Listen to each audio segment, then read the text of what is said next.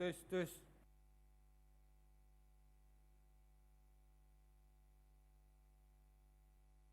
Apin. Cek. Yang terhormat.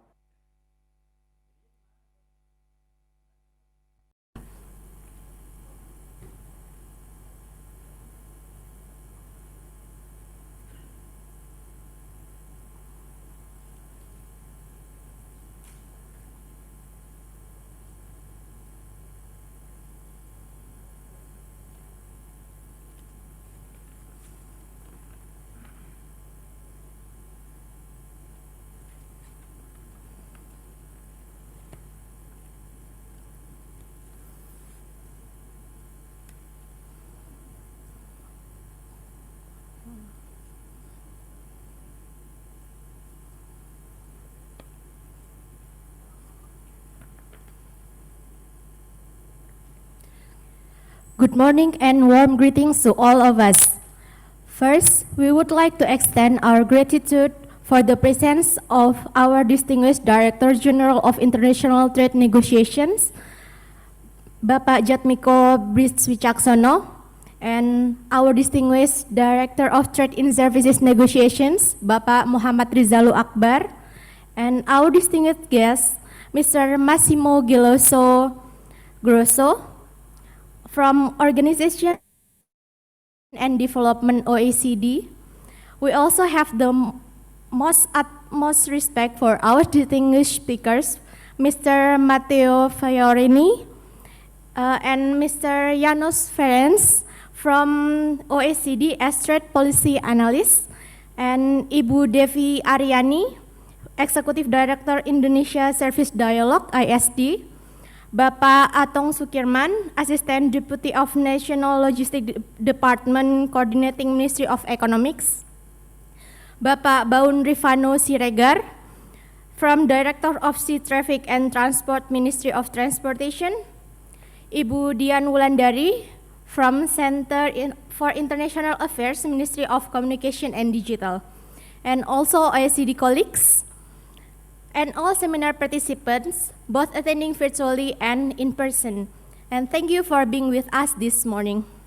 I am Silva, your Master of Ceremony for today's event, and on behalf of Directorate of Trade in Services Negotiations, I would like to welcome you to today's seminar, Services Trade in Indonesia, Exploring Patterns, Policies, and Reform Scenarios, hosted by Ministry of Trade, in collaboration with the Organization for Economic Cooperation and Development OECD.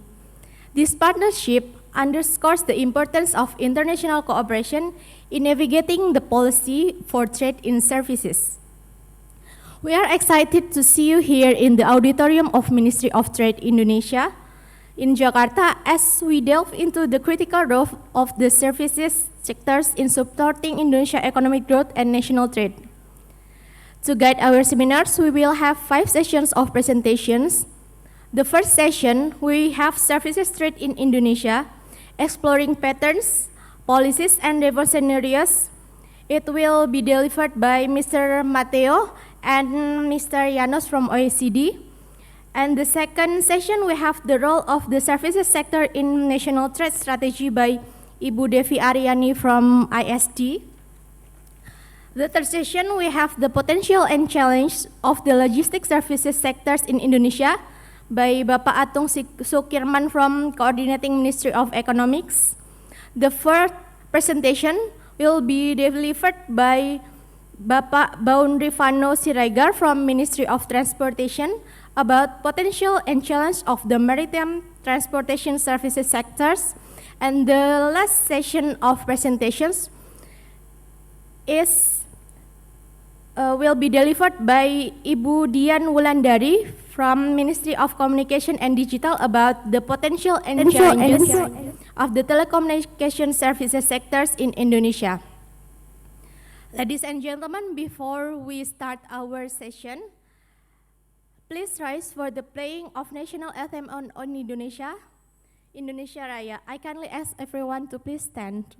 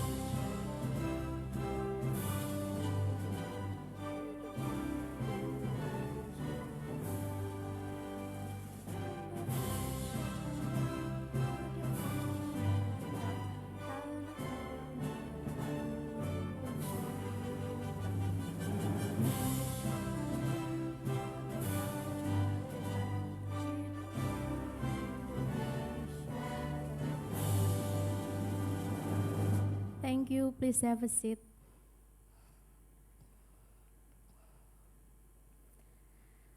To formally begin our event, I would like to invite Bapak Jatmiko Briswicaksono, the Director General of International Trade Negotiations, to share his remarks and insight of today's event. Let us hear the remarks by Director General to officially open today's seminar.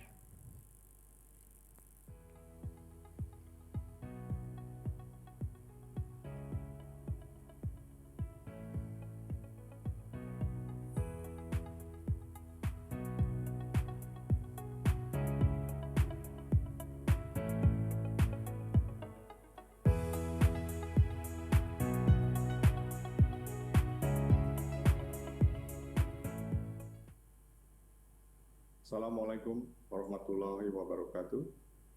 Very good morning to all of you.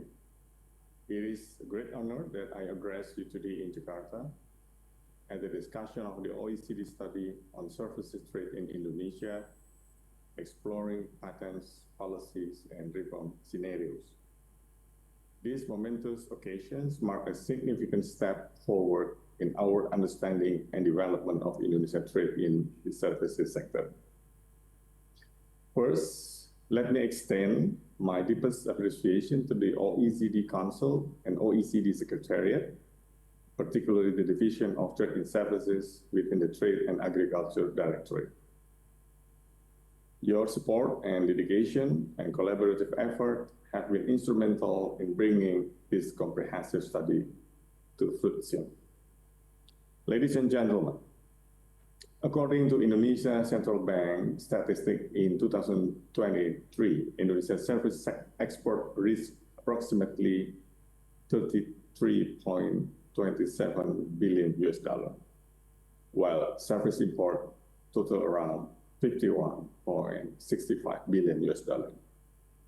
These figures highlight our engagement with the national service provider in sectors such as business services, transportation, and telecommunications. This remarkable performance reflects the increasing global demand for Indonesian services across various sectors, including tourism, education, information technology, and financial services.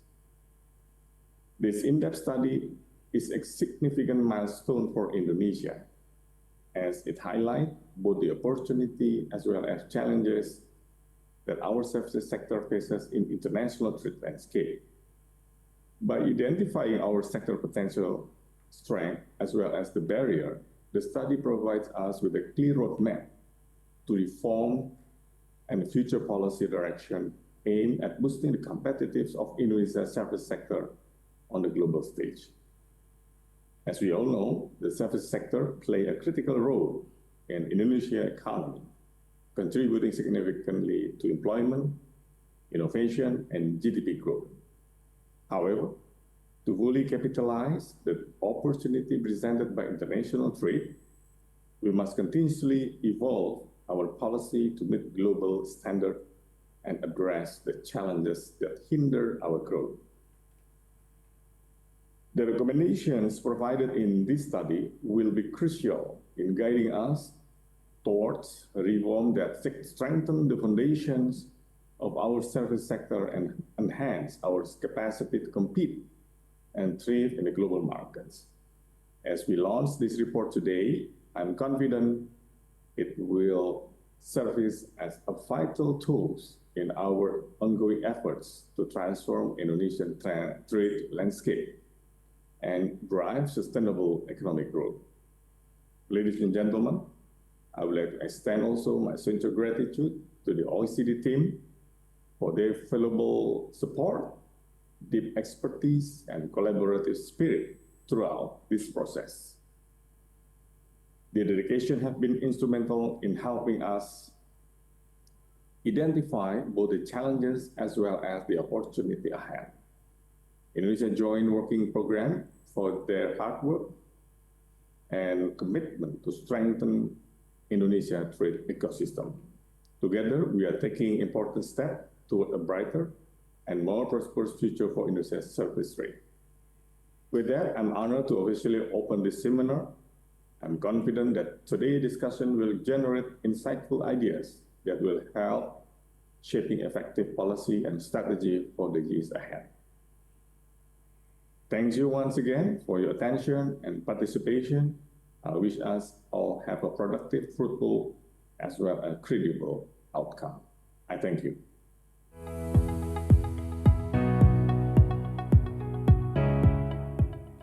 It's very inspiring remarks from our Director General of International Trade Negotiations. And by the remarks of the Director General of International Trade Negotiations, we officially launched the Report of Trade in Services Study, Services Trade in Indonesia, Exploring Patterns, Policies, and Reform Scenarios. This study marks an important milestone in Indonesia's journey to strengthen and develop its services trade sector, which play a pivotal role in our economy. Let us give ourselves a big round of applause to celebrate our enthusiasm and energy on this important occasion.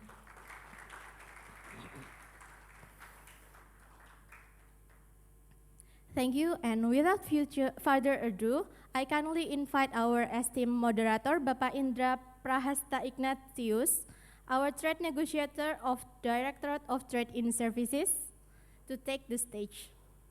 Let's give Bapak Indra a warm round of applause as we embark to this insightful journey.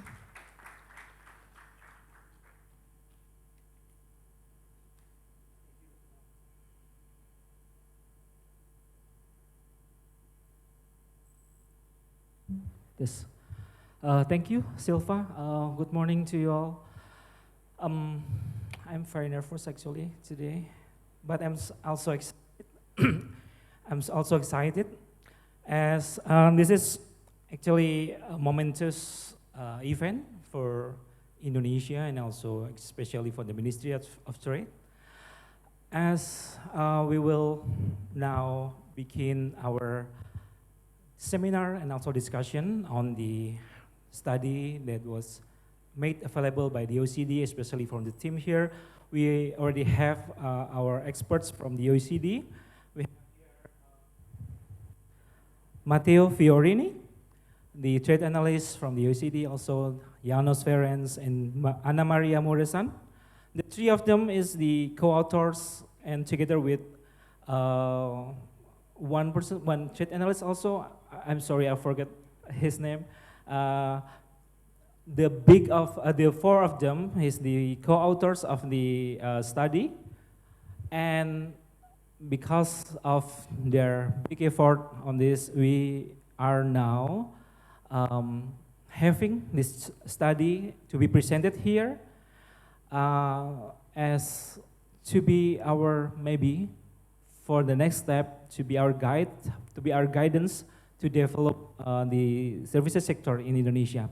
So without further ado, I will welcome the two trade analysts, the two experts from the OECD, Matteo Fiorini and also Janos Ferenc, to be on stage here. And also on the second presentation, I will ask Ibu Devi Aryani from the Indonesia Services Dialogue Council, the Executive Director of Indonesia Services Dialogue. So please come on the stage. Yeah, and we will have the first presentation from the OECD. I will give the podium, the stage to you. Matteo, please, thank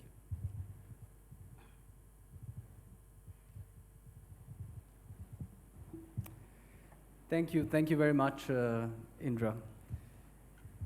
And thank you all for being here today. It's a great pleasure to be here in Jakarta today to launch the OECD study on Indonesian services trade.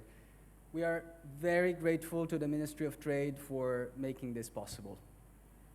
My colleague Janos Ferenc, Anna Maria Muresan, and I have been working on this project in close collaboration with the team in the Directorate of Services Trade Negotiations here in the Ministry. And our team has tremendously benefited from your feedback and inputs, and we are very grateful for your support and engagement. Thanks again for this. Now, in the next 15, 20 minutes, we will walk you through some of the main findings of the study that we have organized around 4 key themes or questions. The first question is, what is the role of services and services trade in the Indonesian economy?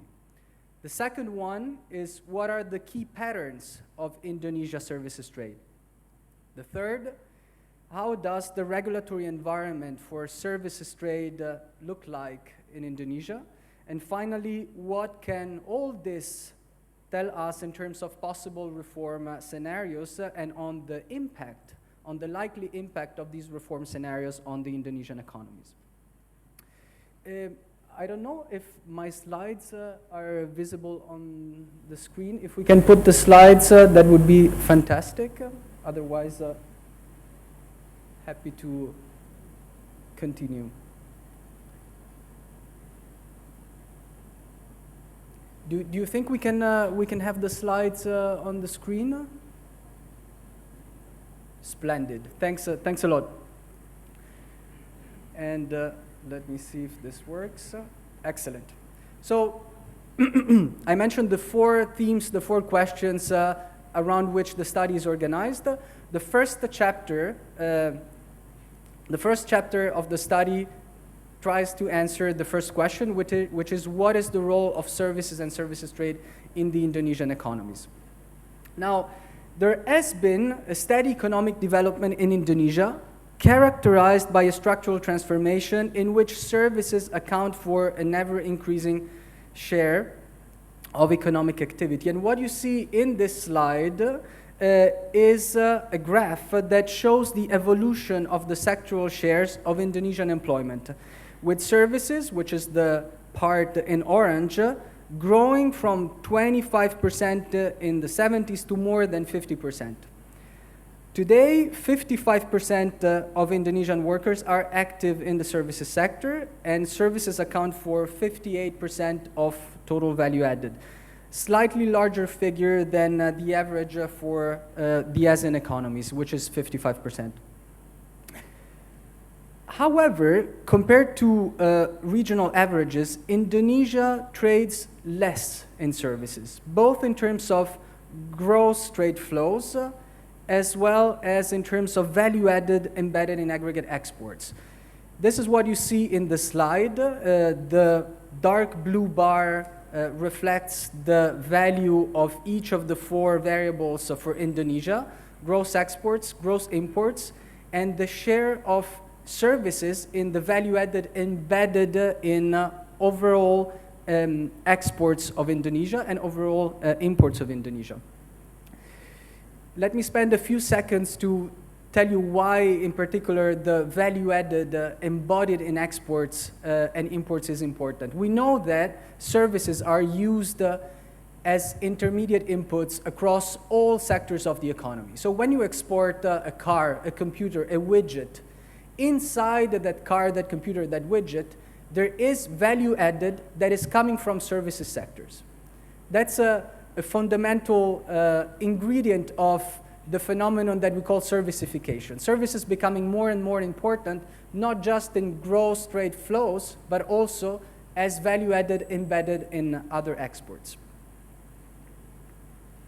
Moreover, services value added, and now we understand better what it is. The services value added embedded in the Indonesian manufacturing exports originate mainly in the domestic services sector. Here you have, for selected countries, a bar that shows the percentage share of services value added embedded in manufacturing exports. The dark blue segment shows how much of that is originating in the domestic sector, and you see that for Indonesia that share is particularly high. Foreign services value added, so value added generated by services which are traded, which are imported, play a stronger role for other countries in the region.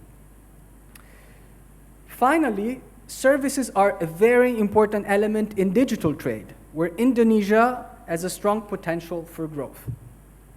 Now, the message that we would like to propose while interpreting the descriptive evidence that we have looked at so far is twofold. Services do play a very important role in the Indonesian economy, and there is high potential for strengthening the role of services trade in the Indonesian strategies for economic development. Now, any strategy for bolstering the role of services and services trade for economic developments requires a precise assessment of more granular patterns of services production and trade. And this is what we do in the second chapter of the report, where we explore heterogeneity across sectors over time, across modes of provision, and across trade partners. From the analysis that we have in the second chapter of the report, I would like to highlight for you today a few key messages. The first one is that digital network services are relatively small in terms of output in Indonesia, and with a decreasing share of the total services output. You see it on the chart, for telecommunication and IT and other information services, the blue bar, which represents the domestic gross output in Indonesia in 2019, is relatively small compared to other sectors like distribution or construction, where the bar is very high. Moreover, if you look at the dark diamond for telecommunication and IT services, the dark diamond represents the growth rate in the relative share of that sector overall, over the whole services production in Indonesia. And you see that the dark diamond is below the zero line for telecommunication and IT, which means they are shrinking in relative terms with respect to other sectors. The second message is that cross-border imports of services provide a growing channel of access to telecommunication, computer, and information services for Indonesian firms. Again, in the slide, you see ICT, information and communication technology. I would say, green bar represents the value of imports in 2019. It's not the highest, but it's still quite high, higher than, for instance, financial or insurance and pension. So there is a lot of imports in ICT services in Indonesia. And more importantly, this is growing. Again, the dark diamond shows the growth rate of the sectoral shares in total services imports, and ICT services are growing in terms of imports with respect to overall imports of services by Indonesia. The third message from this descriptive analysis talks about exports, where services exports in Indonesia are highly concentrated in travel services, which include tourism. Here, the chart is pretty much self-explanatory. The green bar for travel is dwarfing all the other sectors that we have in the chart. Finally, when we look at the heterogeneity of services trade in Indonesia across sectors, but also partners, in this chart in the middle, I'm not sure I can, yes, great. In the middle here, you have Indonesia and the sectors of services trade. On the left, you have the origins of imports of services that are imported by Indonesia. And on the right, you have the export destination to which Indonesian export of services go. And what you can see is that Asia has the dominant footprint in Indonesian services trade compared to other regions. Now, this basically concludes the few key messages that I wanted to highlight from the second chapter of the report. I would now pass it to my colleague Janos Ferenc to talk about the other two questions that we address in the report.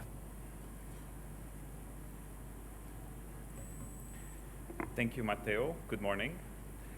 The third question that we wanted to address was about the regulatory environment for services trade in Indonesia.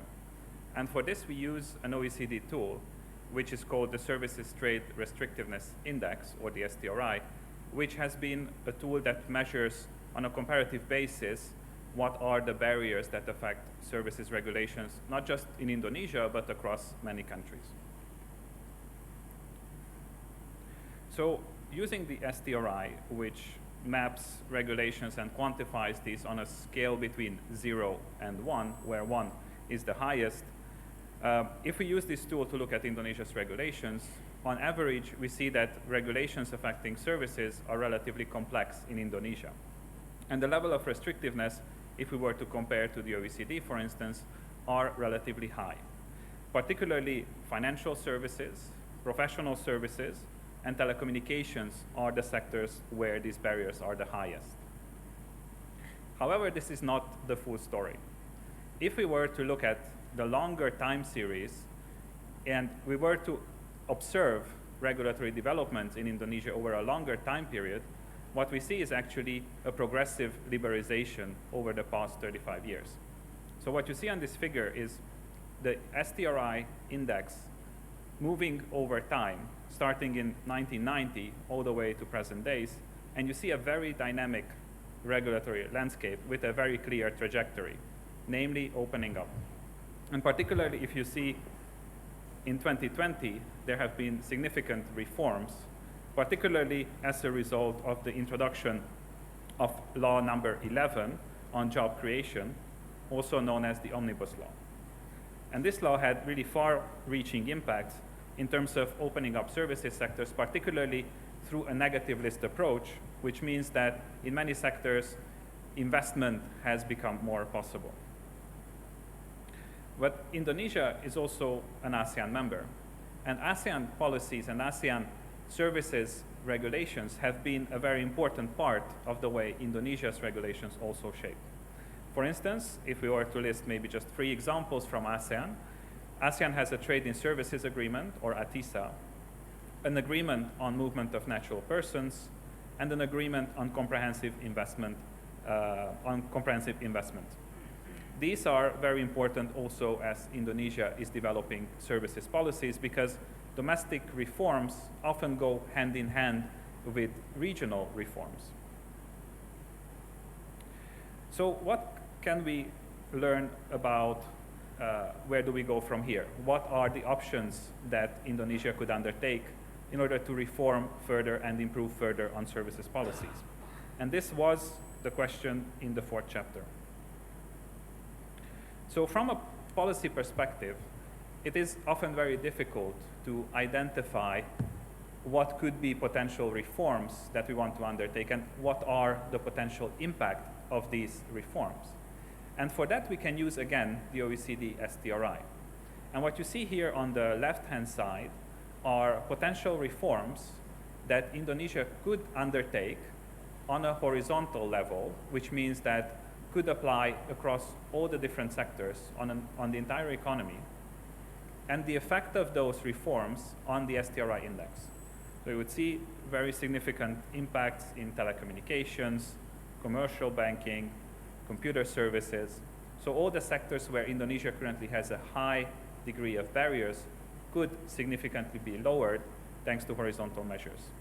But then the question is, what could be the potential impact of those reductions? That you see on the right-hand side. And here you see very significant impacts, for instance, on computer services, telecommunications, ranging between 15 to 25%, and in terms of commercial banking and insurance, even going beyond. And the impact here is in terms of reducing trade costs. So we can translate reductions in the STRI index into reductions in trade costs. And this is very important because Indonesian firms care a lot about trade costs. It means they can trade at a cheaper price their services. It means that they can become more competitive. So economy-wide measures could really have a significant cost reduction impact for them.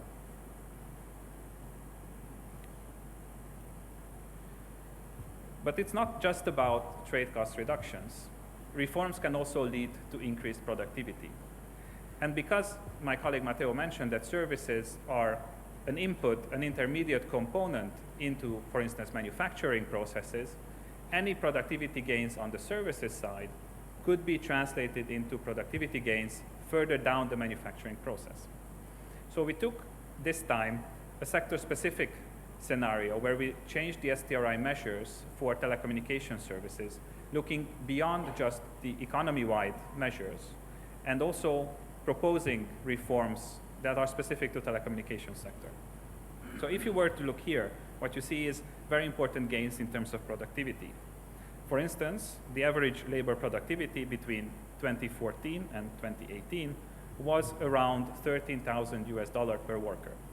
However, with the projection of this scenario, this could increase to between $16,000 and $27,000 per worker. And that is an increase between 26% and 110%. So very significant potential. And to conclude, the main policy implications for coming out from this study are maybe 4 key points. We have seen that services are and will continue to be a very important source of growth for Indonesia. There is a huge untapped potential that Indonesia can tap into using services and leveraging particularly digital services going forward. There's also tremendous opportunity on focusing on high impact economy-wide reforms. And here on this chart you have seen what Indonesia's real trajectory has been over the past 35 years. And what you see here with the little arrow is what would be the impact of implementing those economy-wide reforms. And you see very clearly that the trajectory would be even more ambitious reforms. So there is really benefit in leveraging this momentum that Indonesia has experienced, particularly since 2020, in terms of undertaking more and more ambitious reforms. And lastly, again, embracing global digitalization, new technologies, in order to expedite this process, in order to boost the economy. It would be a tremendous benefit for Indonesia. And before I conclude, let me just say that the study is now available online and you can access it. We also have little cards like this with a QR code that you can scan and leads you directly to the study. We will leave a few of these on the table. And let me also just join my colleague Matteo in thanking the Ministry of Trade, particularly Bapak Indra, Pak Jalu, and the entire team for the enormous support, help that we have received from you over the past years.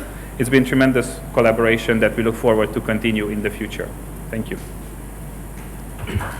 Let's give a round of applause to the OECD. Thank you, Matteo and Janos, for the perfect presentation. Well, it was quite, quick presentation, but I think it's very fruitful.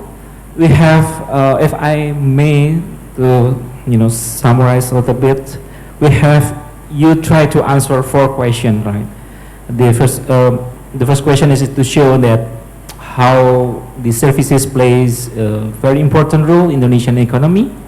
And then also, you also mentioned about the digital network services that are very important in, as a maybe input or something in channeling up the export and import. And the third part is on the regulatory framework.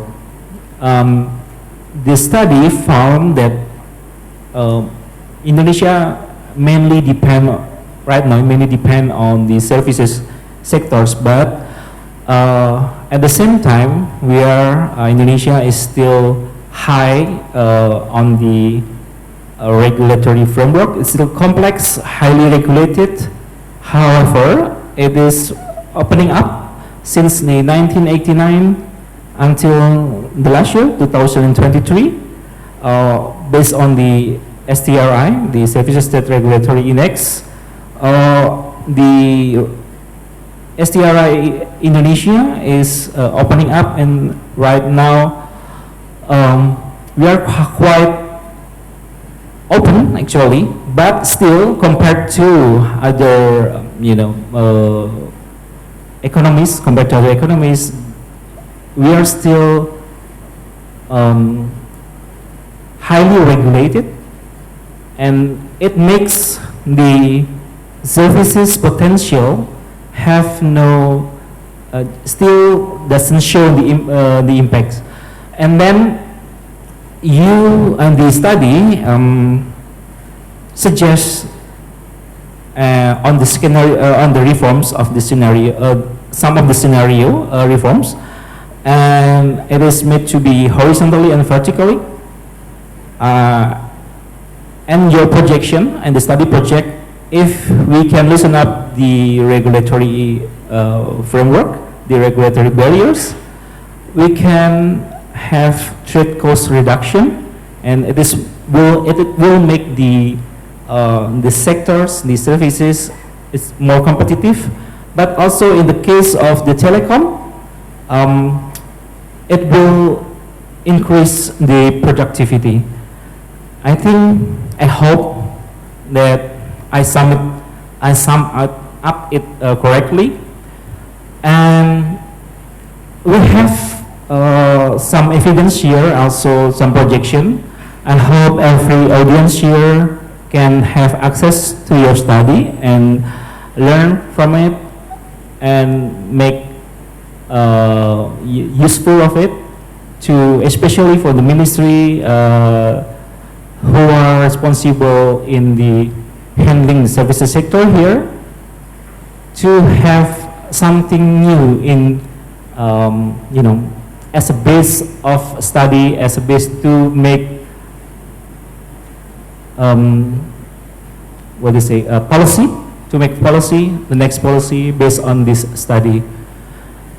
And following up our first presentation, we have Ibu Devi Aryani from the Indonesia Services Dialogue Council. Ibu Devi Aryani will be presenting how is the landscape of Indonesia's services sector, and I think it will be a very useful, a very fruitful additional from the presentation from the OECD. So I will just please Ibu Devi, the floor is yours.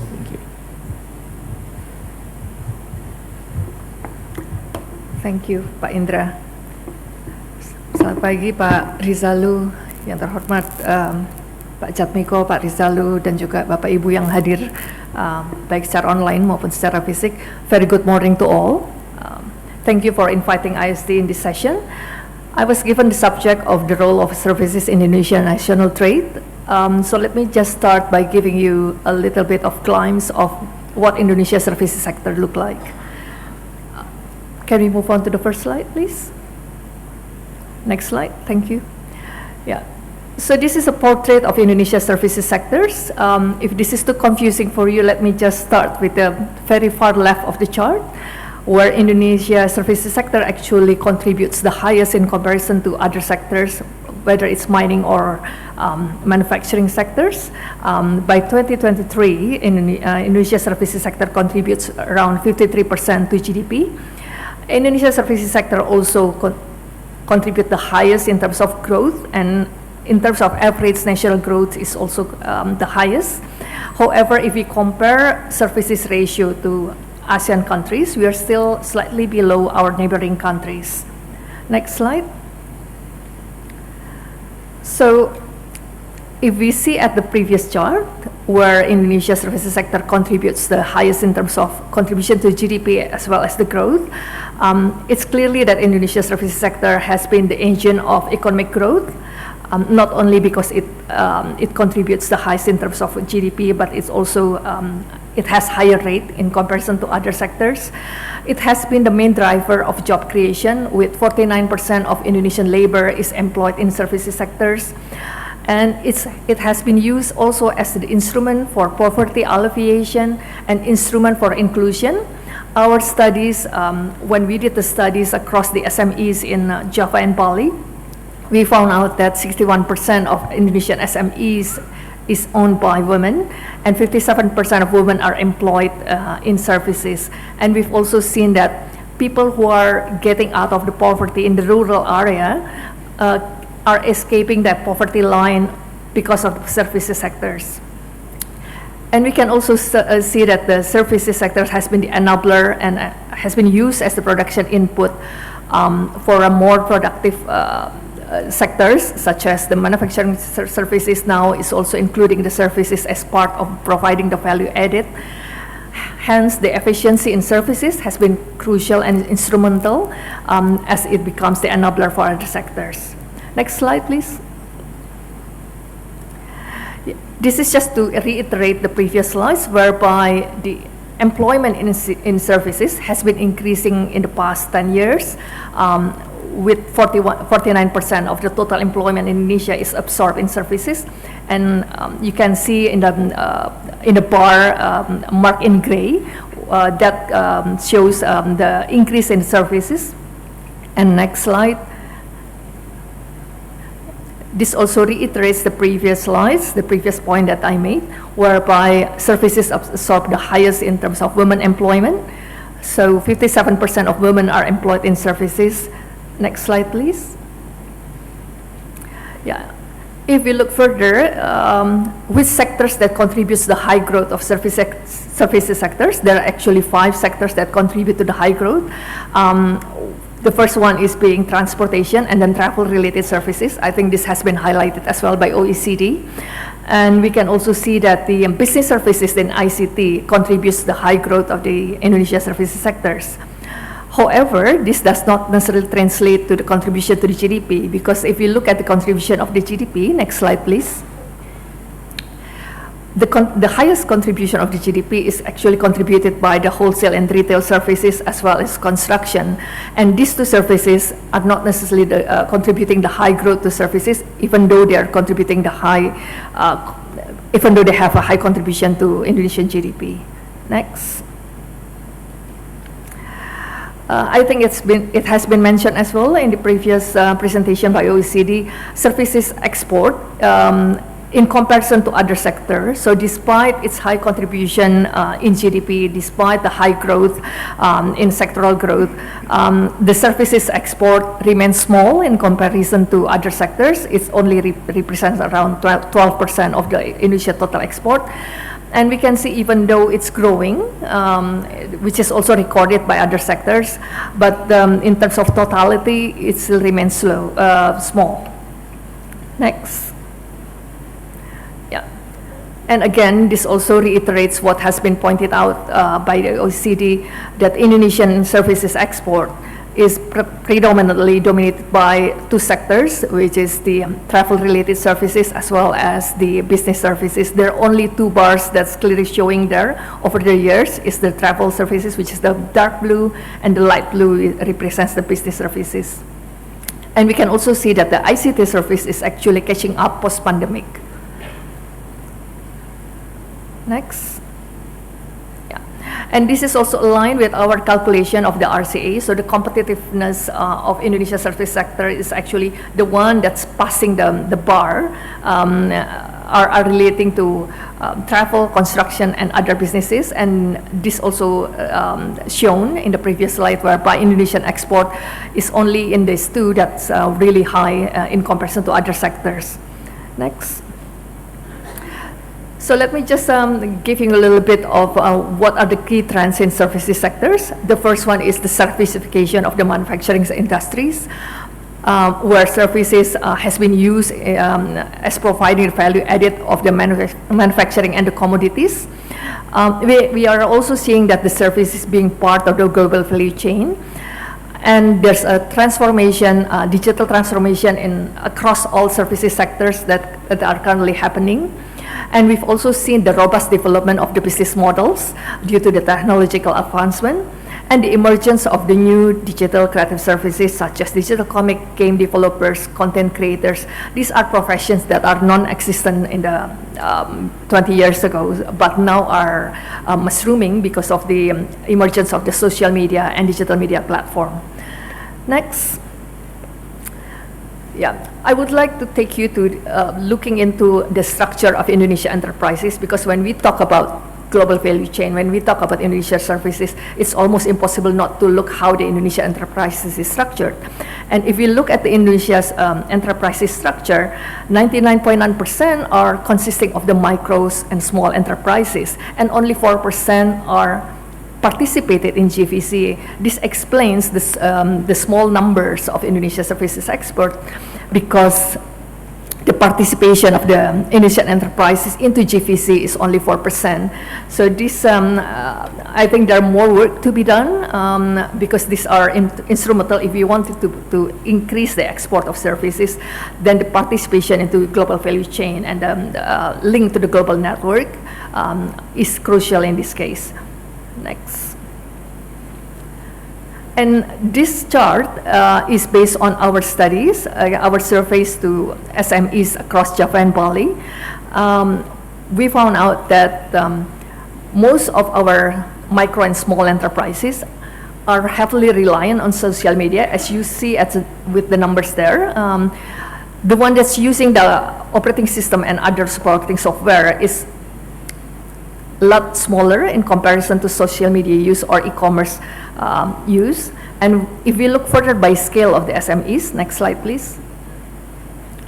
Yeah, this is showing actually how the micro and small enterprises are using social media, e-commerce, and other operating system for their businesses. And we can see as the scale of the business is growing, they're using much less of the social media platform, and they're using more other operating system and other softwares. And the more smaller the enterprises is, the heavily reliant they are on social media. And this also indicates that digital skills is crucial, because their knowledge or their ability to operate digital tools are still fairly limited. Next. Yeah. We've also asked how they use digital goods or digital services for, and they basically use the digital goods for variety of, from end to end, not only for supporting system, but also for the core, not only for the core process, but also for supporting system. They're using it mainly for sales and marketing. This is particularly found in the smaller enterprises. But as the enterprises is growing, they're using more for other supporting function as well, such as procurement, finance, accounting, HR management, and customer service support. And we have seen the impact of using those digital technology towards productivity and efficiency, whereby they can lower the cost of the marketing, logistic, and shipment up to 20%, and they are able to increase the productivity since adopting digital technology. So this is a very promising numbers that we found from our surveys. Next. And we've also seen that the use of digital technology increases digital services export. So you can see there over the years, the blue bar is showing the digitally delivered export. We can see the increase, and in 2015, it's only representing around 30%, and by 2021, it's already doubling since the use of digital technology. So digital technology is also a tool to increase the Indonesia digital services export. Next. So what can we take from this? Clearly, Indonesia services export is heavily reliant on import as production input, particularly in technological aspect.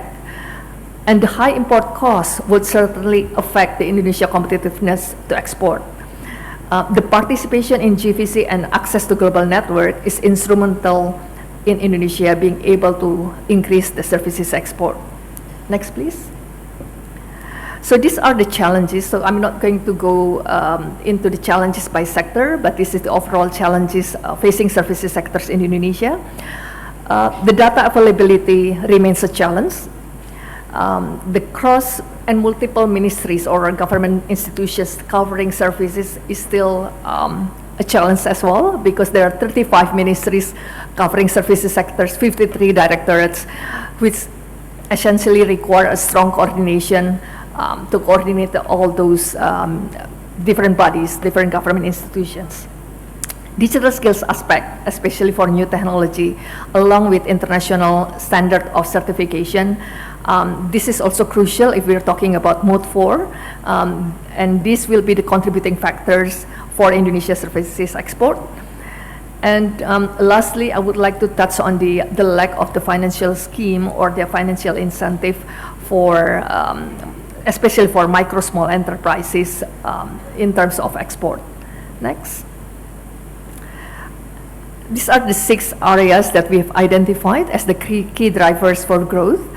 The first one being the digital skills.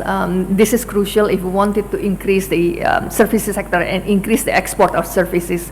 Digital skills is crucial, especially in the micro and small enterprises. Certification, standard of competence. If we're talking about Mode 4, this is also the homework that we need to be doing. The second one being the connectivity, the infrastructure, and this means including the transportation connectivity. Accelerating the digital technology adoption will be key.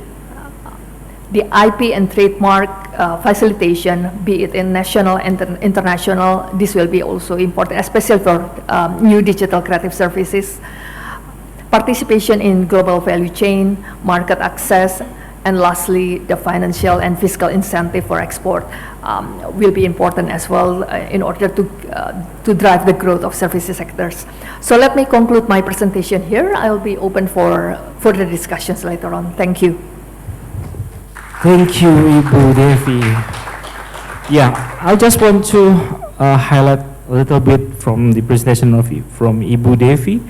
Ibu Devi has been presenting some of the facts that are in line with the OECD findings, but also Ibu Devi made some valuable additions to the OECD findings that Indonesia's economies, in structure of the economy of Indonesia is based on the SMSE.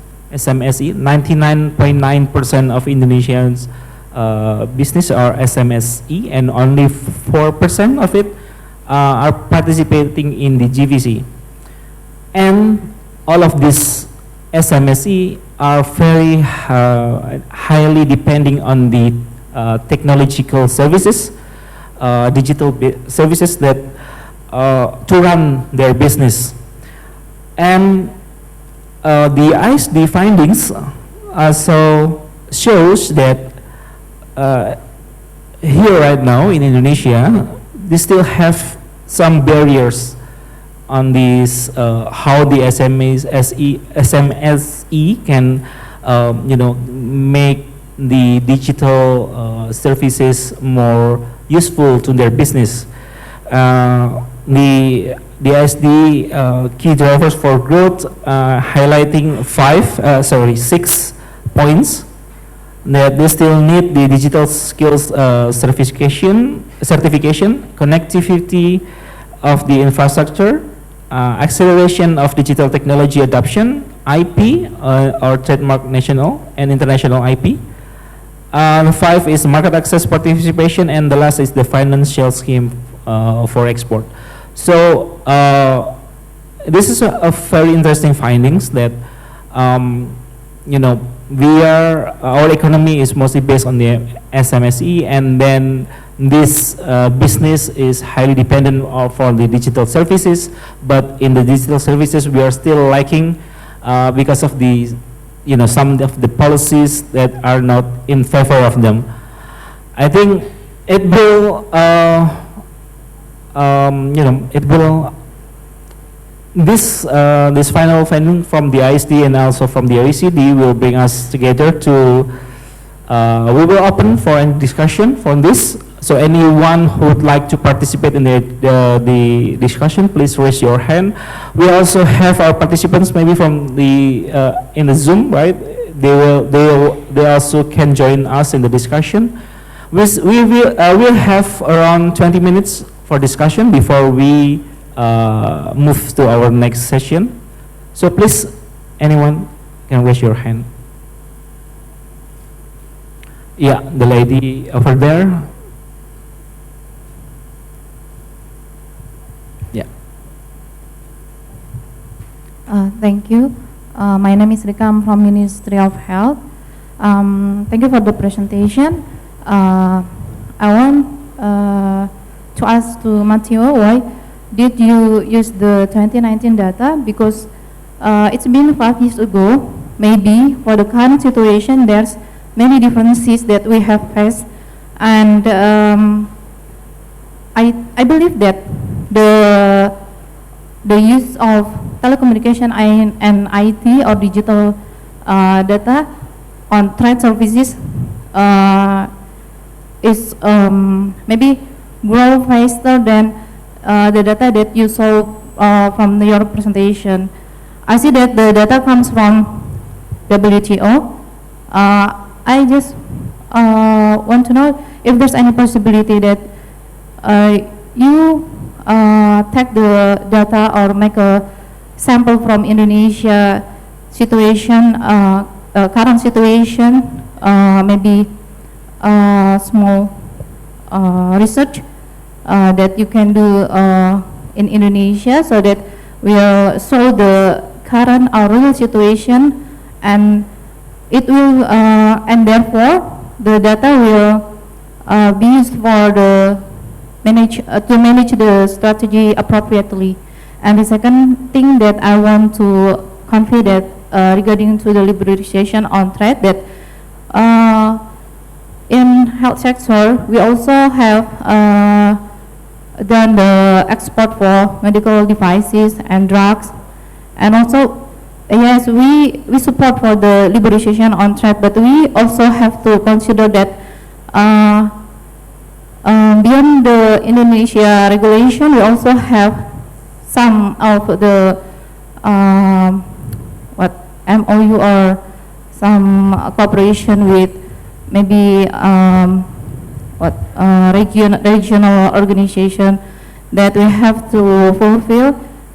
So maybe you have a recommendation or solution to face this challenge, that we can do the liberalization on trade. Thank you. Thank you, Ibu. Sorry, Rika. Ibu Rika from the Ministry of Health, right? Okay. So you have two questions. The first question is regarding the data. You mentioned about the data collection from the WTO, and you would like to ask is whether the data collection can be collected from the local or domestic data, right? Okay. So you like to ask to Ibu Devi and the OECD, or sorry, from the OECD, right? Okay. So that's the first question, and then the second question is regarding the Indonesian export on health sector. So if I interpret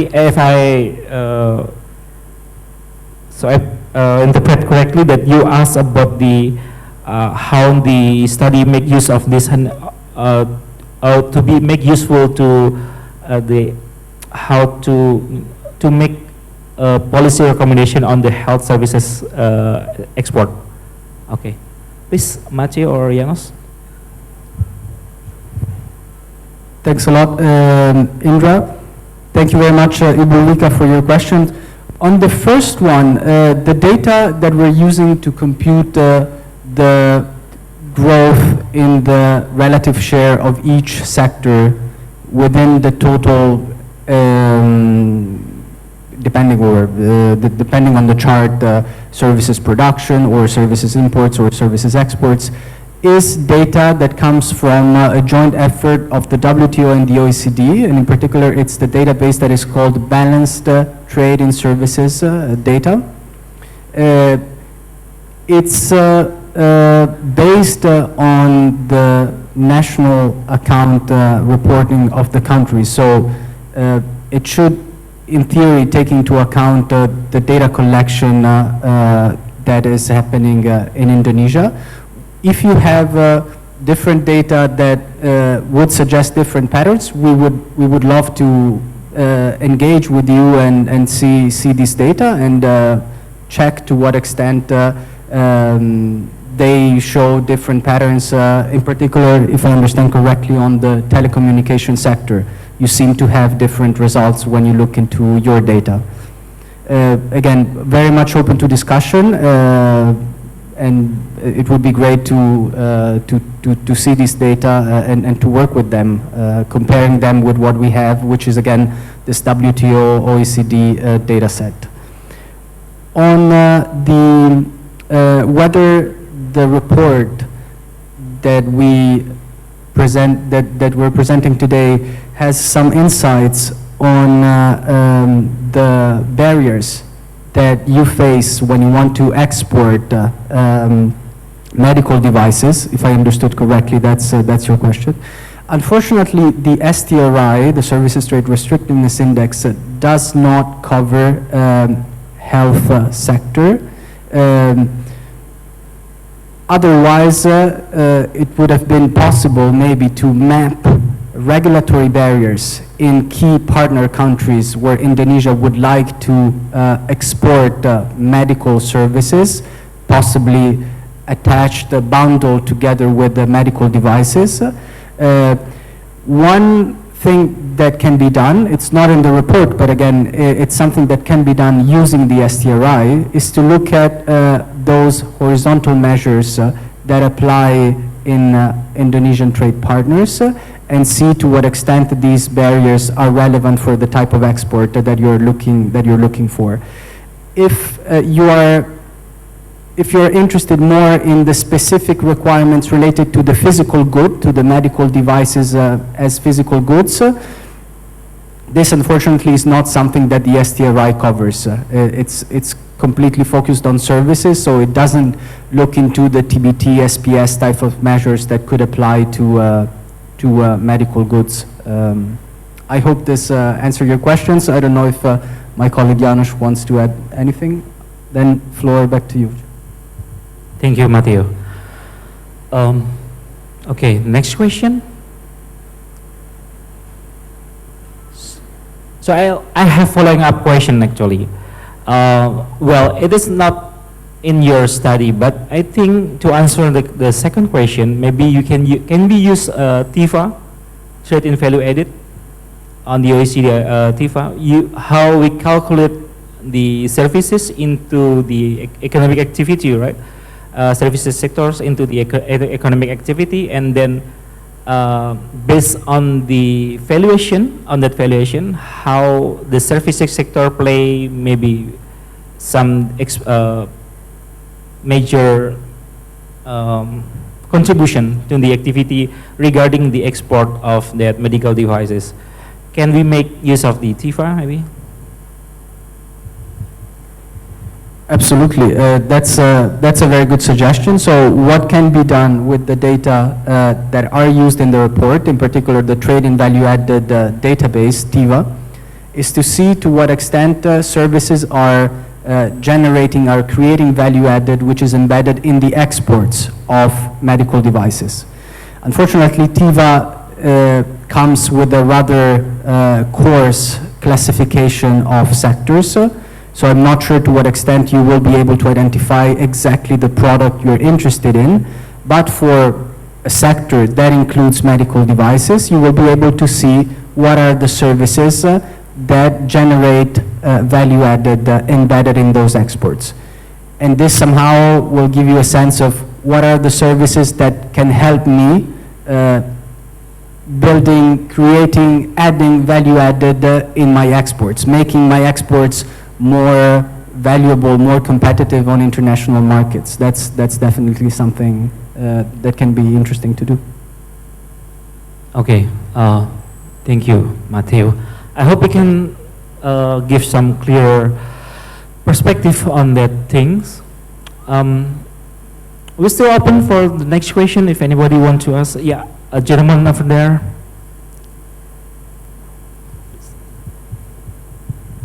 Thank you. My name is Mahendra Riyadro from Indonesian Logistics Association. Thank you for the presentation and the data that you already presented. Probably I look at that way. OECD presentation probably from external of Indonesia, and ICD probably from internal of Indonesia.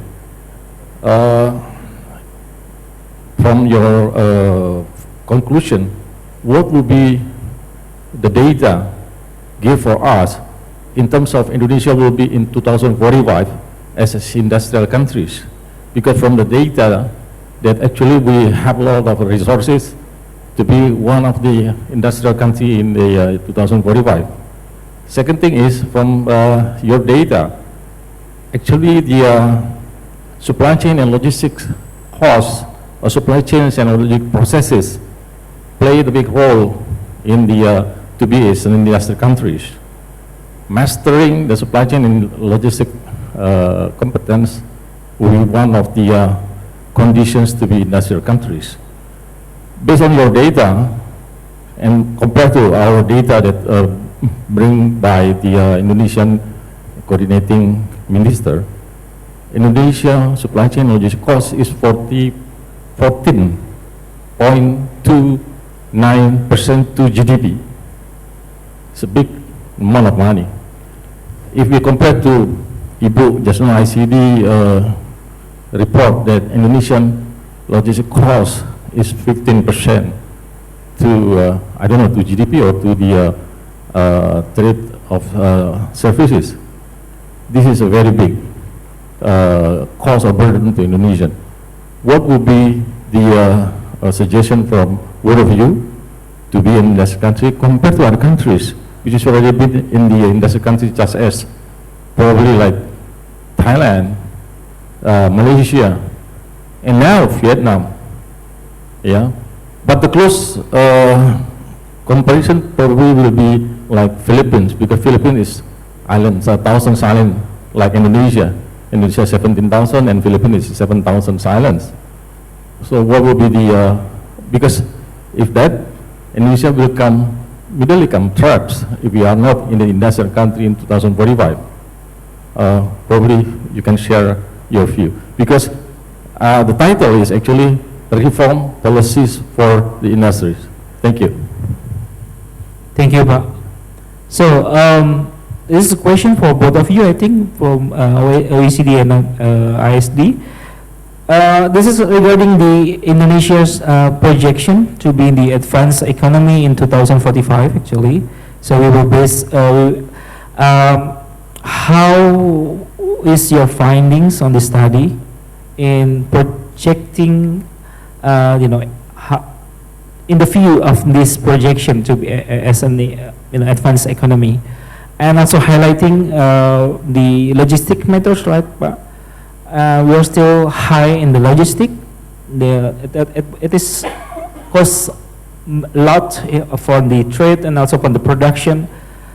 Actually, it will be covered in the next session of the presentation, but I think it is good also to see the answers here. Please. Oke. Terima kasih Pak atas pertanyaannya. Let me just first give you how we got the numbers. Yeah. When we did the survey and we asked how the use of digital goods or digital services impacting their operation costs, and it is a self-declared answer by the respondents. So we got the 15.9%. It is a self-declared by the respondents that participated in our survey. They were mentioning logistic costs, yes, 15.9%, and the reason because they're able, since the use of digital technology, they're able to use and compare costs of what was available and what is not available. And this has been tremendous help for micro, small enterprises. And with regards to what is the suggestion for 2045, I think we mentioned that the key drivers for growth is the connectivity and the infrastructure, which includes the transportation infrastructure, because that will cut a lot of the transportation costs, and it will bring down further the logistic costs if we have the connectivity between, let's say, the outer islands as well as the eastern part areas of Indonesia. So that is the actually the fundamental drivers if we wanted to cut costs in the logistics. I think that's all I can explain for. I hope that answers your questions.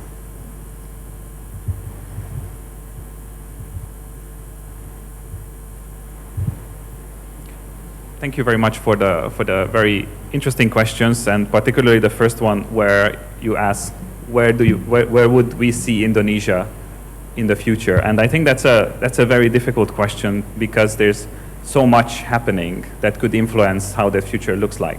But maybe I would think about 3 different layers of those factors where, with the right policy and the right action, we could go in the right direction.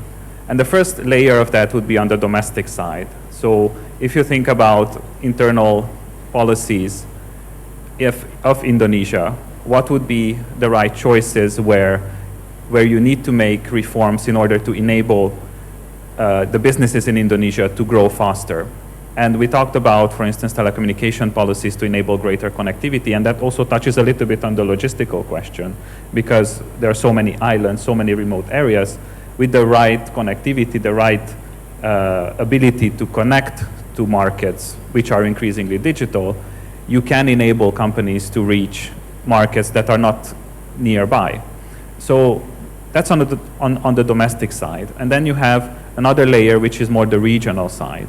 And I think there too, it's very important for Indonesia to stay connected with regional policies. And Indonesia is already doing that tremendously well with ASEAN, for instance. And ASEAN is doing a lot in terms of advancing policies also on digital, for instance, in the context of the Digital Economy Framework Agreement, but also through different working groups, different working streams. So Indonesia's connectivity connection to the regional dimension will be very critical. And I think the third dimension will be the international one, where, again, Indonesia is a very important partner in many of the international discussions. And as you know, Indonesia just launched the accession process to the OECD, where it is very important that the policies that Indonesia takes as a next step will be to follow what are the best practices, how Indonesia can leverage existing data analysis to make the choices, the policy reforms that can enable it on domestic, regional, and international level to reach that target. Thank you, Matteo, Janos, and also Ibu Devi.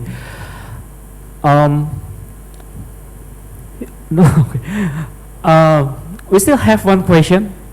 I still have only one. I see 2 hands raised, so 3 actually. Well, quite interesting. So I will just give, if I may, the lady over there first. Sorry, just maybe a quick question. I'll give you 2 questions actually. One for the lady over there, and then the other one is for Bapak. Thank you. Okay, thank you for the opportunity. My name is Eta. I'm from the Ministry of Trade.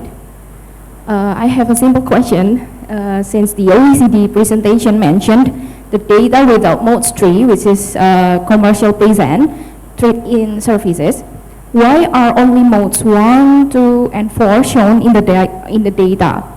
My question is investing in the Indonesian service sector not attractive to investors, or are there high barriers to entry, or it is very hard to get the accurate data information? Thank you. Okay, so it's a quite direct question. Why does it cover the mode 3? Yeah. Thank you. I can take this one. Thanks for the question, which gives me the opportunity to say that the report focuses extensively also on Mode 3. So it explores the patterns of services trade in Mode 3 using another database that has been developed at the OECD that is called the Analytical Activities of Multinational Enterprises, which allows to capture precisely Mode 3 through the sales of foreign affiliates in a country. So the sales of affiliates of, I don't know, an Italian company in Indonesia would be considered as Indonesia Mode 3 imports of services trade from Italy. We also go into the description of the relevant barriers that are particularly relevant for investment. So I would refer to the report where you will find information on this. Thanks. Okay, thank you, Matteo. The last question. Thank you. Thank you, Pak. My name is Syahrian from APJI, Internet Association in Indonesia. I would refer to World Bank analysis report that says any broadband 10% broadband incremental will give 1.38% GDP growth. So in terms of OECD analysis, what is the number in Indonesia? Is it the same impact of the broadband growth with the GDP or not? If it is lower, how we can proceed to make this happen in Indonesia? I think this question raised both to OECD and ISD. Thank you. Okay.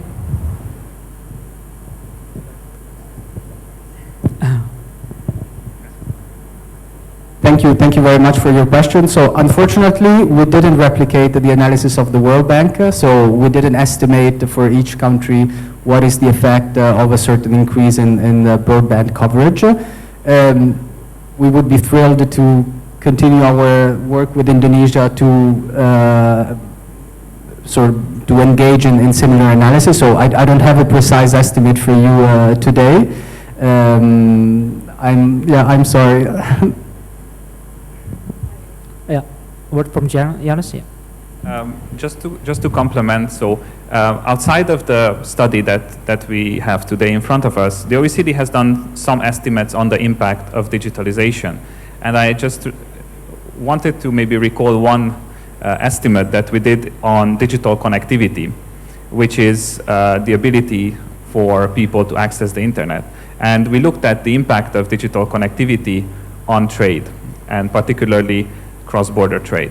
And we found that if you are to increase connectivity by making sure that more people have access to the internet, that has a very positive effect on exports. And about 1% increase in connectivity is associated with about 3% increase in exports. So that's a very important link, and it goes a bit, it's not exactly the same estimates as was done by our colleagues at the World Bank, but it's very much the same message. So increased connectivity helps to increase economic activities, in this case specifically exports. Okay, Ibu Devi. I have nothing more to add actually, because this, Janos has already explained it so well. But from our studies here, we've seen that the use of digital goods and connectivity, as Janos mentioned, it has increased services export, it has increased productivity, it has increased efficiency. So yeah, if there is an increase in digital connectivity, definitely will further increase both in terms of productivity and services export. Okay, thank you, Bapak dan Matteo, Janos, and Ibu Devi. So it may differ from the data, but it says the same language, the same message, that connectivity will increase the export and the growing of the economy. Okay, I think it is our time to conclude the first session. It is a great pleasure to have you, Matteo, Janos, and Ibu Devi, to be here on the stage. Please stay on your chair. We will have our second session, and let's give a round of applause to our experts here.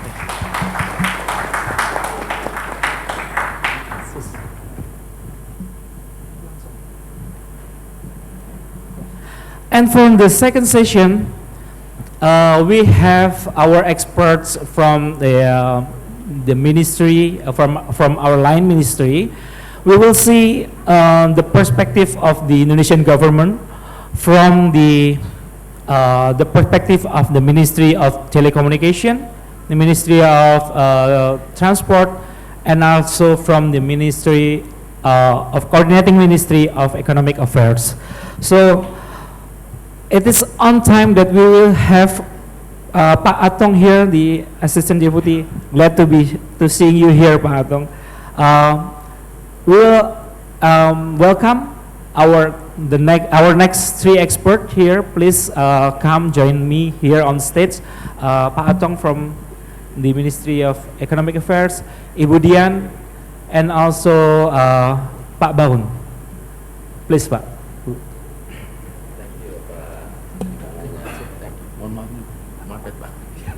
Makasih banget. Silakan, Pak.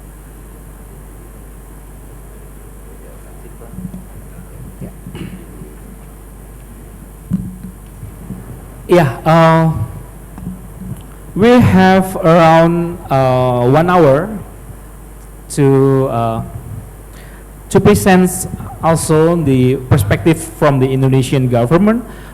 As I said before, we have here our expert from the line ministries, from the Ministry of Economic Affairs, Coordinating Ministry of the Economic Affairs, Pak Atong, welcome.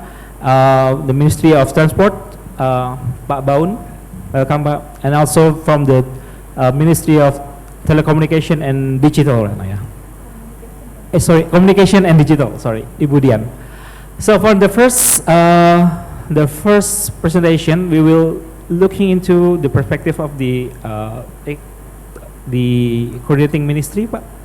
Please, you have around 15 minutes to present. Yeah, 15 minutes to present, and you will please, if it is up to your liking, if you want to present on your chair or on the podium. The floor is yours, Pak. Thank you. Bismillahirrahmanirrahim. Assalamualaikum warahmatullahi wabarakatuh. Good afternoon for all participants. Sorry, I have finished my discussion with the ASEAN Secretariat. I am as a chairperson for the Logistic and Transportation Services Sectoral Working Group. And then I'm finished, and then ada demo di luar rupanya. Sorry, there is a demo over there. Okay, thank you. Please allow me to present my presentation regarding the potential and challenge regarding the logistic sector. Could you please to present my presentation, please? Okay, waiting for the presentation. Ladies and gentlemen, this is my honor to be here to share with you about what kind of the challenging and then what potential for sector logistics. First, for the challenging for logistics sector, yes, presentation. Yes, please, that's right. We have the main challenges. We call it as the, and then I hear from the question and answer session that how to reduce national logistic costs. Nowadays, in 2022, we have 14.297, 14.29%. Then, okay. And then this is a huge number. If this result is from recalculate from BPS, statistic agency, with using the input-output method, and then how to reduce the national logistic cost.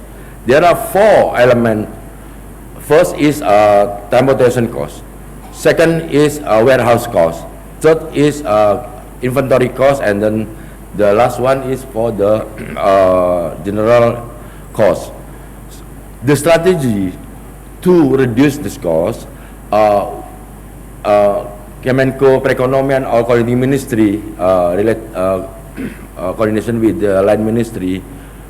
The strategy is we look at about the cost structure.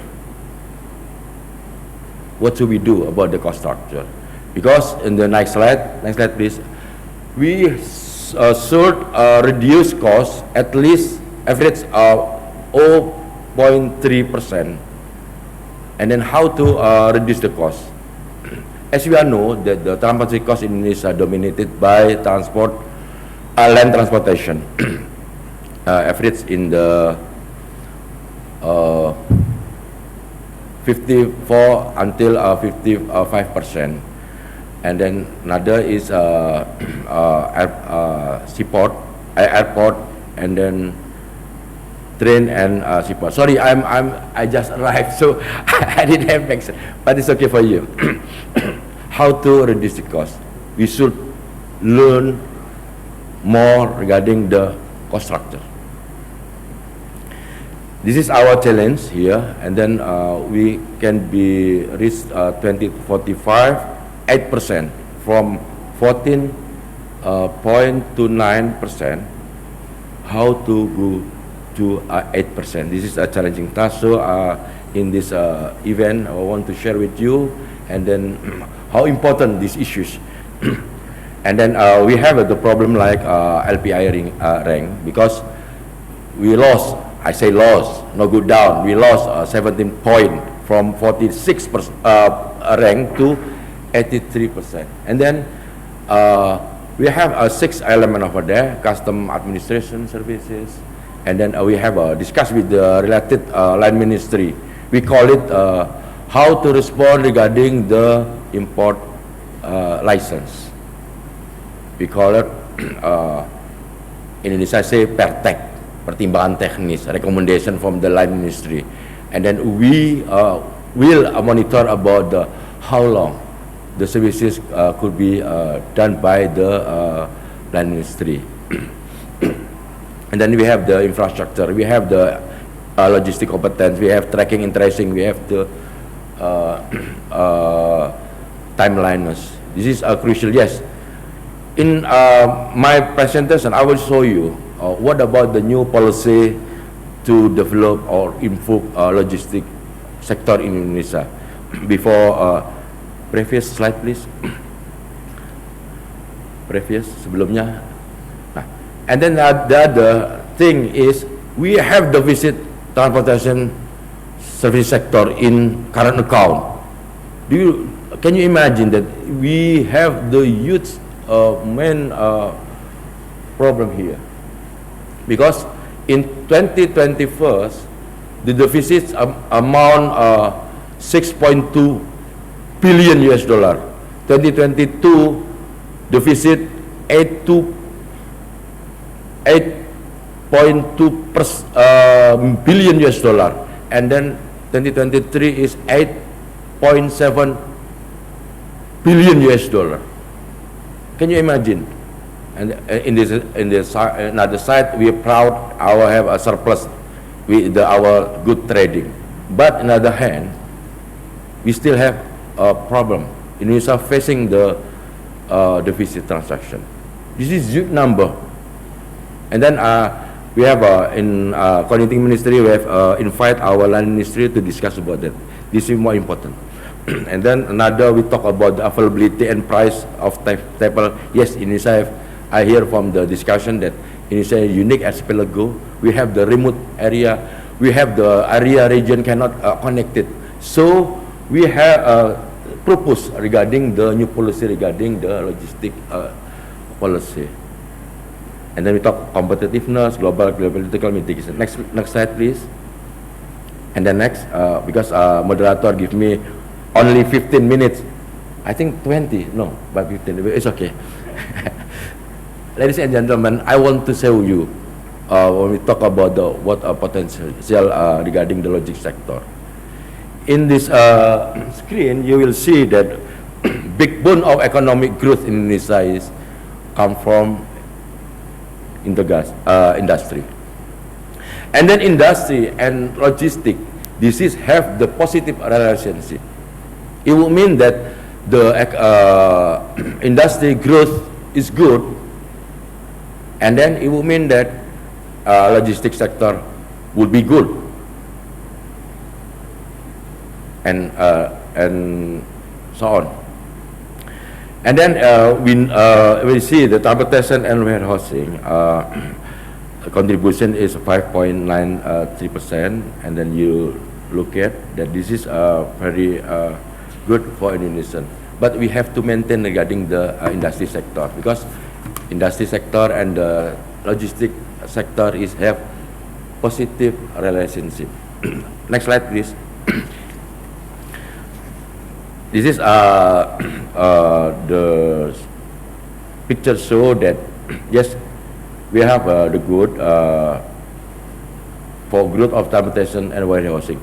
Ladies and gentlemen, I want to show you that before 2021, national logistic cost calculated by the transportation and warehouse, and then the inventory and the good. In the new approach, we divide for.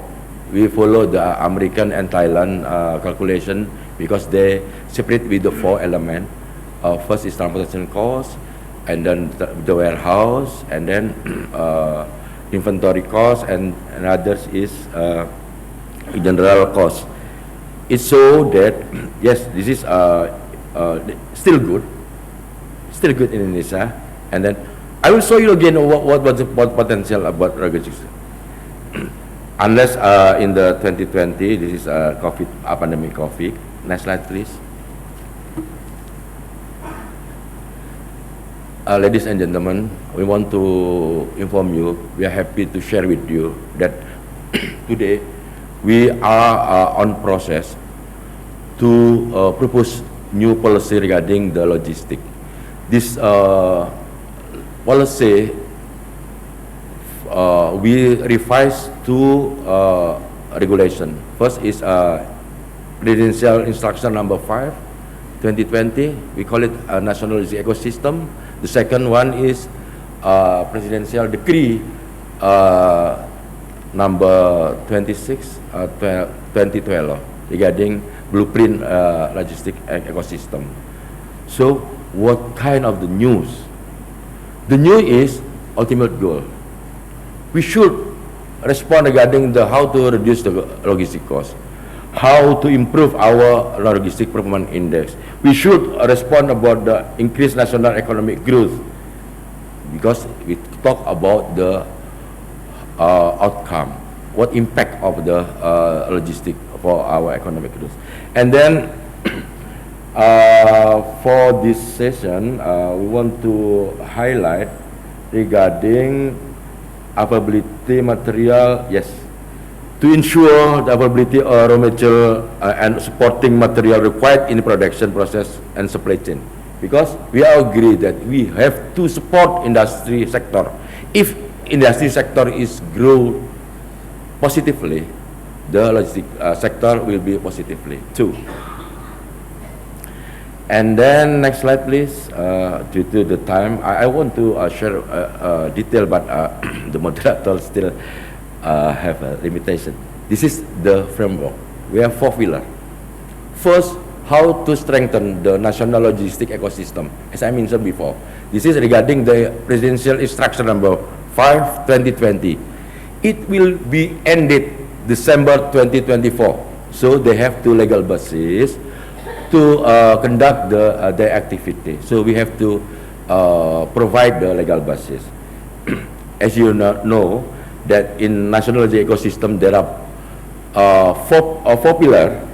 We call it the business process simplification, platform collaboration, is of payment system, and then the original thing is regarding to port layout planning and port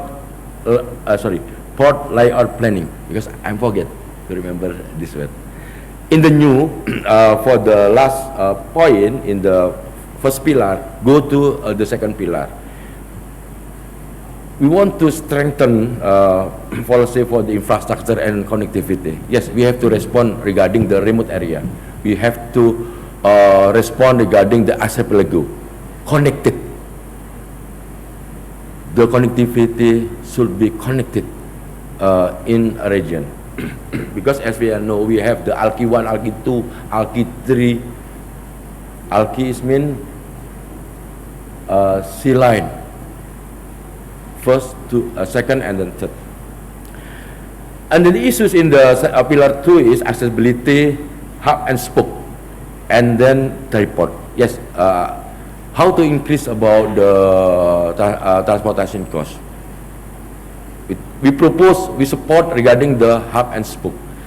This terminology has been stipulated in the law of in transportation, both land, air, railway, and but it didn't implement it right now. But we propose again to support, to strengthen how to use hub and spoke, because in literature, in research base, it can reduce one per 3 or 33.33%. It can reduce. especially for the seaport and airport, for the shipping line and the airplane. This is the huge number, how to reduce, because we talk about the competitiveness. If we cannot know about the cost structure, how to reduce the cost, Indonesia still remain in this condition. So we have to initiate, this is our initiate, with the collaboration with the line ministry. What should we do? This is an important question for me to share with you. And then another thing is we propose regarding the consolidator and integrator, because it came from when we talk about the reverse logistic, when we talk about the imbalance in cargo between western part of Indonesia, central part of Indonesia, and the eastern part of Indonesia. If we didn't propose regarding this new initiate, we cannot reach effective and efficient logistic sector. Okay, I want to proceed. And the third pillar, policy for improving, yes, we call it about the human resources, and we talk about the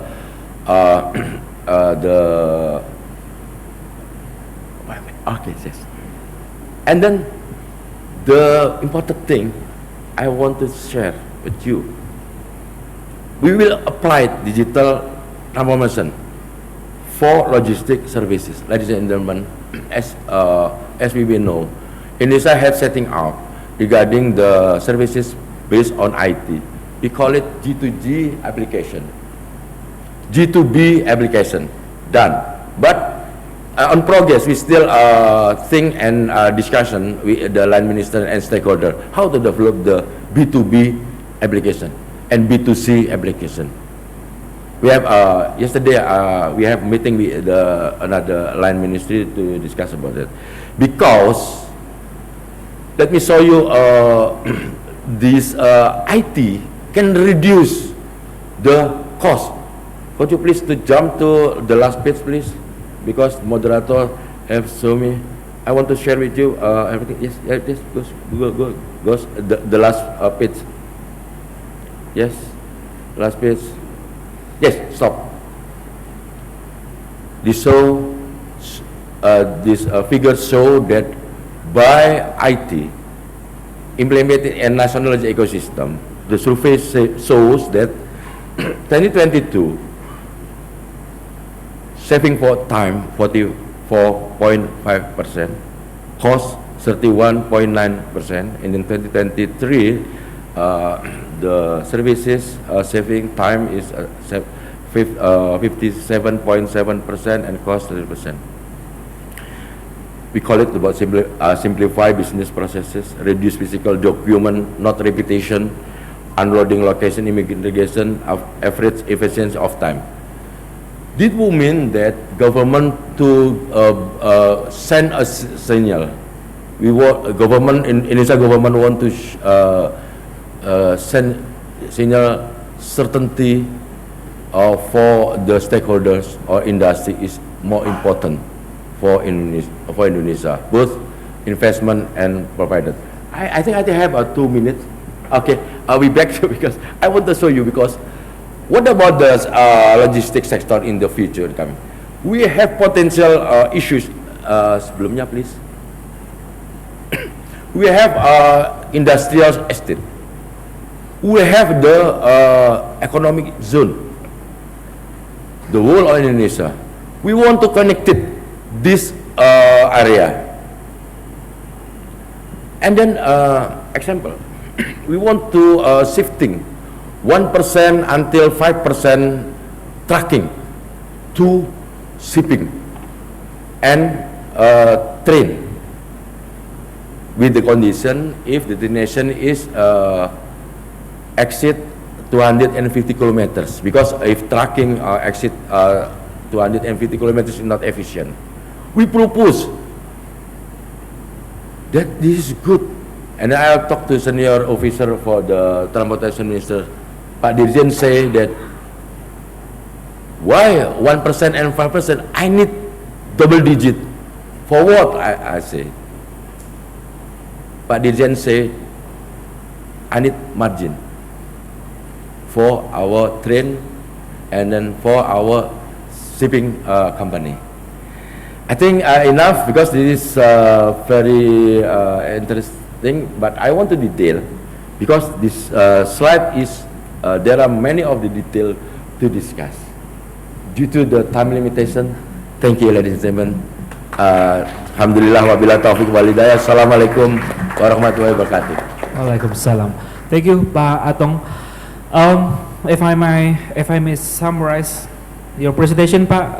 So I think for your, I got some key points here that we, Indonesia still have high, high cost of logistical. In the national logistical cost is very high. Still in 2022, we are still 14.29%, but we have the national logistic cost reduction target in 2045. It should be 8%. Well, okay, it has so much thing to do, so many things to do, but the government is on process of doing that. The government has the framework for the new policy that has 4 pillars. The first pillar is to strengthening policy for the national logistics ecosystem. The second pillar is strengthening policy or for infrastructure and connectivity. The third pillar is the policy for improving competitiveness of HR and logistics sector. And the fourth pillar is digital transformation policy for logistics services. So what the governments would like to do is to simplify simplify things that it is also we have already the evidence from the Ministry of Finance that from the 2020 to 2023 we have made some progress here. The achievement in the airport logistic management, we have simplified business process with efficiency up to 50%, reduced physical documents by 75%, unloading location integration up to 67%, and the average efficiency of time and cost. So I think what the message here that the government is doing its job right now, how to simplify the business process, to simplify anything that will reduce the cost of the logistics. So I think that's summarized from your sum up your presentation, Pak. Thank you. And then we have our second presentation from the Ministry of Transport. Pak Baun, please, Pak, join us. Thank you.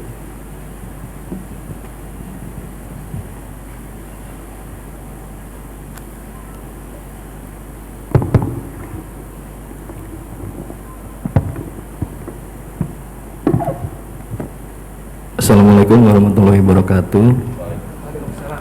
Good afternoon, ladies and gentlemen. It is afternoon already.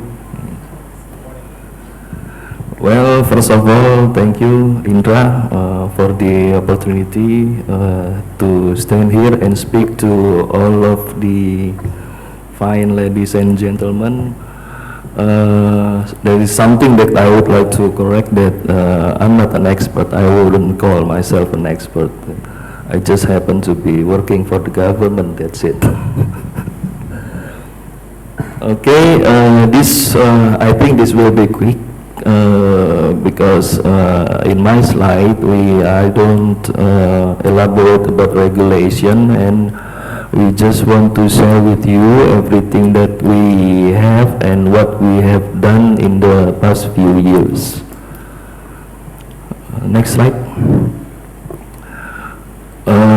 I think we can skip this slide, thanks to Mr. Atong that have presented this Logistic Performance Index. Next slide.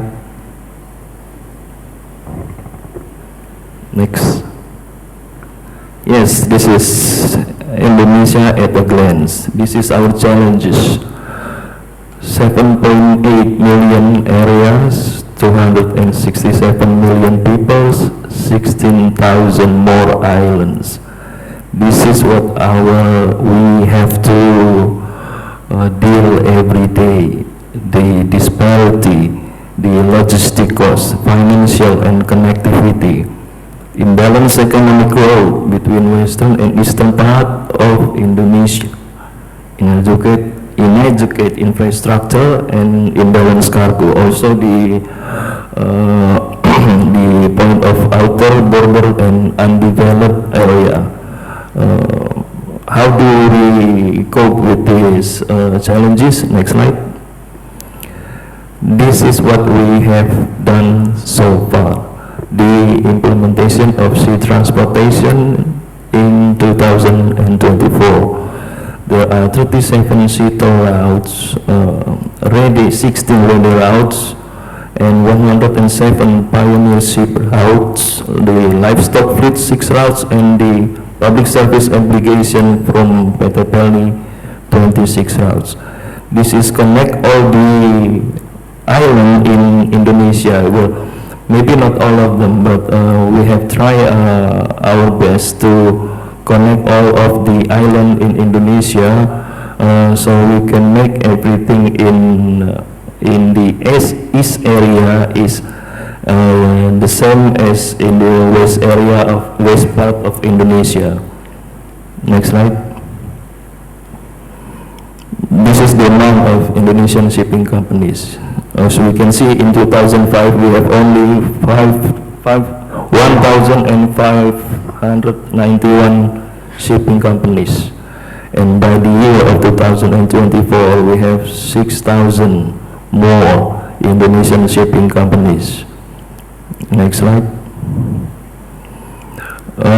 This is the company's fleet from the Indonesian shipping companies. You see we have more tugboats and barges. What we can see from this slide? Anyone can guess what we can conclude from this slide? Well, my guess is maybe there most of our ships are in the eastern part of Kalimantan, transporting coal for cargo. Is it correct, Mr. Atom? Okay, next slide. This is the data on ship for export and import from 2017 to 2023. We have 1,211 companies and 31,393 vessels. This is what, based on the ship's flags, the number of company that acts as an agent for foreign ships, and domestic ship is shown on the diagrams above. The orange one is the operator of domestic ship operator, and the blue ones is the foreign ship agents. And when you see the right part of the chart part, this is actually the domestic ships and the foreign ships. And the chart on the most right is the number of ship costs in 2017 to 2031. You can see most of the ships that are involved in the export and import are the foreign vessels, and we only have a small part of the percentage for the export-import activity. Next part. This is the export activities by the commodity. You can see the year 2017 to 2022. Most of our commodity that are exporting is coal, and the other parts is only not only a significant number. And also palm oil product is the best product for our export commodity. Next. And the import commodity on the other hand is oil fuel and crude oil. This is our favorite import commodity for imported commodity by the sea transport. And next. This is the destination of the export and the import countries from our export import activity. You can see we have the red line. This is the most import. We can see that it is Singapore, and in the right part is the export. The destination country is also Singapore, and we also have an import-export activity to China and India. Next. This is the DGST, digital ecosystem. We have the inner net in every port that we have in Indonesia. We have si Perkapal, si Cuka, si Melala, si Tol Laut, and si Perintis. Each of these application, the system has their own use, but mostly we have to use inner port net in the port of in Indonesia. Next. This is the implementation of inner port net. We have by the end of 2023, we have around 264 ports have implemented inner port net, and also 1,977 special terminals and private interest terminals. Next. There is also a program from the government to increase the utilization of SSM pengangkut. We have the single submission in our ports, but right now we have only by the end of August 2024 we have achieved 32% of implementation of SSM pengangkut. SSM pengangkut is the system that is maintained and owned by the National Single Window Body, and this is we can see the next slide that connect to the system is the Ministry of Transport, the Custom, Immigration, and also the Ministry of Health. The goal of the system is that our customer, our shipping agent, is only need to supply one superset data, and it is enough to all the ministry for the process of their clearance. Next. Thank you, ladies and gentlemen. That is all that we need to present it. Waalaikumsalam. Wassalamualaikum warahmatullahi wabarakatuh. Terima kasih Pak Bang. That's exactly 15 minutes Pak. Thank you for keeping the time. So from the presentation of about Pak Baun from the Ministry of Transport, it is actually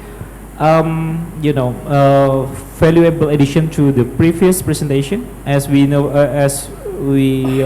that Pak Katong previously presenting the national framework policy to reduce the logistical costs.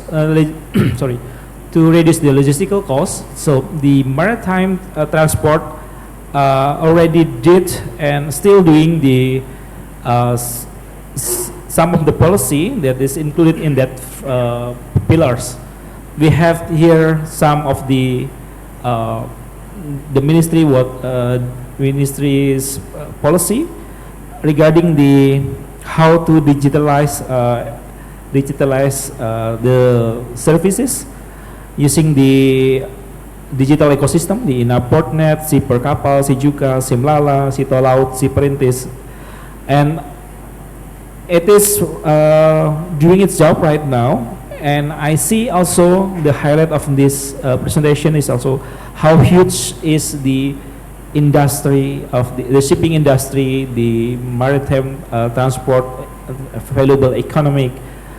So it is very important sectors in Indonesia, and also it plays the valuable, the very important roles in the economy of Indonesia. So I think it is also one of the major part of the study from the OECD, and I hope it is also in line with the study. And I also have some hope to, for the ministry to make use of the study by the OECD to make a better policy and to have a better economic growth in the future. And the last presentation we will have Ibu Dian. Ibu Dian, you have also 15 minutes to present. Thank you.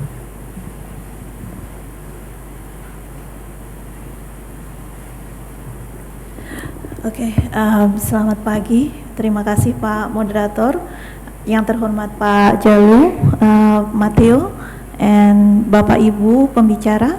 Assalamualaikum warahmatullahi wabarakatuh. Very good morning to you all, ladies and gentlemen. So, first of all, I would like to appreciate OECD for providing this study, and then we also congratulate the Ministry of Trade of Indonesia for having this event. And as you may know, that our ministry, the Ministry of Communication and Informatics, just now transformed into the Ministry of Communication and Digital. So we are playing the most crucial part of the connectivity here to reshaping the telecommunication sectors. And on behalf of my Head of International Affairs, please allow me to present some potential and challenges of telecommunication services in Indonesia. Okay, next slide, please. Okay, so I found a similarity between three speakers today. So all of us has Indonesian map in the presentation, and here is I would like to show you that it means that we are committed to addressing global challenges, connecting the unconnected. So in line with our respective speaker on the first session, so we see the connectivity in two main ways. First is building the infrastructure, and then second, connecting the people. So part of our efforts to develop ICT infrastructure, we focus on making sure that even the most remote areas get connected and can access essential services. So one of our key initiative is the Palaparing. So I believe that people here is already familiar with Palaparing. It's 36,000 kilometers of high capacity fiber optic networks across Indonesia, and this is giving reliable high-speed internet to now it's for around 440 rural and urban areas across the country. By the end of 2019, the Palaparing became the backbone of Indonesia broadband, and we didn't stop there. We are working by rolling out almost 5,000 4G base stations to cover over 9,000 of Indonesia's most remote districts. So next slide, please. So this is the challenges, this Indonesia geography. It makes providing telecommunication services a real challenge. With over 17,000 islands spread across the archipelago, building a comprehensive and reliable telecom network is a daunting task. So physical barrier means it's difficult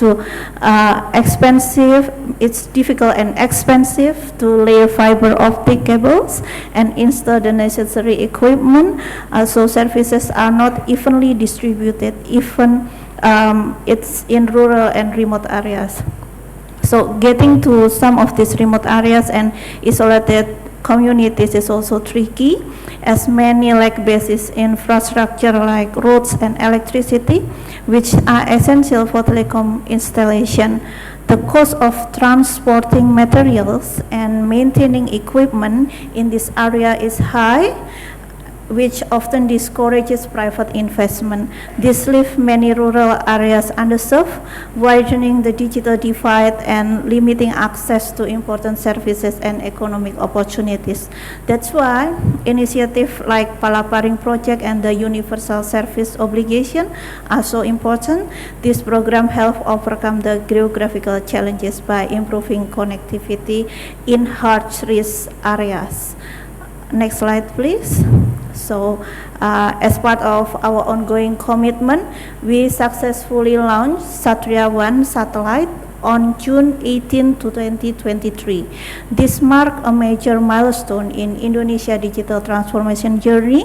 The Satria-1 is designed to bridge the digital divide and improve telecommunication and internet connectivity, especially in remote and underdeveloped regions. It will provide high-speed internet access to around 150,000 public facilities, such as schools, regional government offices, and health facilities, particularly in the disadvantaged frontier and remote areas, or in Indonesia we call it 3T. This is a crucial step in making sure all Indonesians can access reliable internet services. Following the success of Satria-1, the government is also planning for the Satria-2 satellite. This next generation satellite will extend internet coverage to areas that fiber optics or microwave links still cannot reach. Satria-2 will be equipped with similar high-capacity technology, with plans to double its capacity from 150 Gbps to 300 Gbps. While the project is still on the technical discussion phase with the National Development Planning Agency, or Bappenas, and the Ministry of Finance, we are also exploring partnership with the private sector. The goal is to start the Satria-2 next year as part of a broader strategy to build a strong, reliable digital infrastructure to support the nation's digital transformation goals. Next, please. So this is the other challenge. Developing and deploying these satellites is not without challenges, especially when it comes to investment and the technical complexities involved. But Indonesian government, through the Ministry of Communication and Digital, is being proactive. We have been actively looking for foreign investment and partnership to support this big project. In fact, the construction of Satria-2 is expected to be fully funded by foreign investor, with a target of 860 million US dollar, or about 30 trillion Indonesian rupiah. That's a huge financial challenge for us. Even with all the investment, there is still a gap, especially in rural and remote areas where it costs a lot to roll out infrastructure. But the returns are not as clear. So the return cost is not sufficient enough. That's why many of this region still do not have access for their need, and which hold them back from fully benefiting from the digital transformation, and unfortunately it widens the digital divide. To tackle this, we need to take a multi-pronged approach. First, we have to strengthen partnership between the public and private sector, bringing the expertise of resources of both. The government can play a pivotal role by creating a conducive regulatory environment that encourages private investments, which might mean offering tax breaks, subsidies, and grants to ease the financial burden on investors. Also, streamlining bureaucratic process and ensuring transparency can significantly improve customer confidence and attract more capital into the sector. Secondly, we should explore creative financing models. Blended finance, which make public and private funding, could also be a great way to bring in extra resources for this digital infrastructure project. Crowdfunding or community-based financing could also work, and then also the international cooperation and development aid. Next slide, please. So, pursuant to the massive effort to promote equity access across Indonesia, Indonesian government has also contributed to the recent trend of broadband technologies and emerging technologies, which requires a broader broadband, higher capacity, and more stable connection. Thus, we testbed the 5G, and then the testbed has been deployed in several regions in Indonesia. There are more than 11 locations chosen as the place for trial for 5G, such as Lake Toba, Belitung, Jakarta, Bali, and Lombok, from 3 operators. They are Telkomsel, XL, and Indosat 3. Now, in 2024, there are 41 cities serving 5G across Indonesia. With the current challenge is to target new spectrum band in 700, 2.6, 3.3, 3.5 and 26 megahertz. Apologies for being too technical, but this is to inform you about our commitment to provide a broader broadband to serve high demand of capacity of 5G. Next slide, please. As we introduced before, 5G will serve a more reliable connectivity for broadband services, compressing latency and elevate other digital technology services such as Internet of Things, blockchains, and artificial intelligence. Ensuring any emerging technologies deliver higher productivity to reach a better economy, 5G is estimated to provide 2.8 thousand billion Indonesia rupiah by 2030. A really huge amount actually. So also 5G as enabler can leverage service sectors such as administration, finance, healthcare, and education by 42% and grow manufacturing sectors such as smart factory, smart city, and smart grid by estimately 34%. 5G also derive the new classification from 20 to 40 job classification that opens a wider opportunity for local workers. Next slide, please. In fact, the farming of 5G spectrum, as what I have said earlier, remain the biggest challenge for 5G development in Indonesia. Since there are existing frequency bands which are already in place that needs to reallocate for 5G. It should impact with the new challenges of licensing procedure, budget, and technical standards. Also, it's overreaches to the problem of creating a new sustainable business for telecommunication operator, which has already invested in obsolete technologies. Thus, Indonesia is now being busy to set many resources and study in bilateral, regional, and multilateral arrangement to find the most suitable mechanism of 5G adoption in Indonesia. Recently, one of study is conducted under the ASEAN Digital Senior Official Meeting. It's collaborating with GSMA. So next slide, please. Okay, as I wrap up my session, and I don't want to hold you from lunch, and then the moderator also limited my time for presentation. So it is important to take a moment to appreciate the progress that we have made in tackling challenges around digital literacy through the key initiatives like DTS and cyber creasi. Building on what I mentioned earlier about DTS, cyber creasi and cyber creasi has played a crucial role in creating a safer and more informed digital space. And so to address this, we roll out 3 main initiatives. It's aimed to developing digital literacy and skill across the country.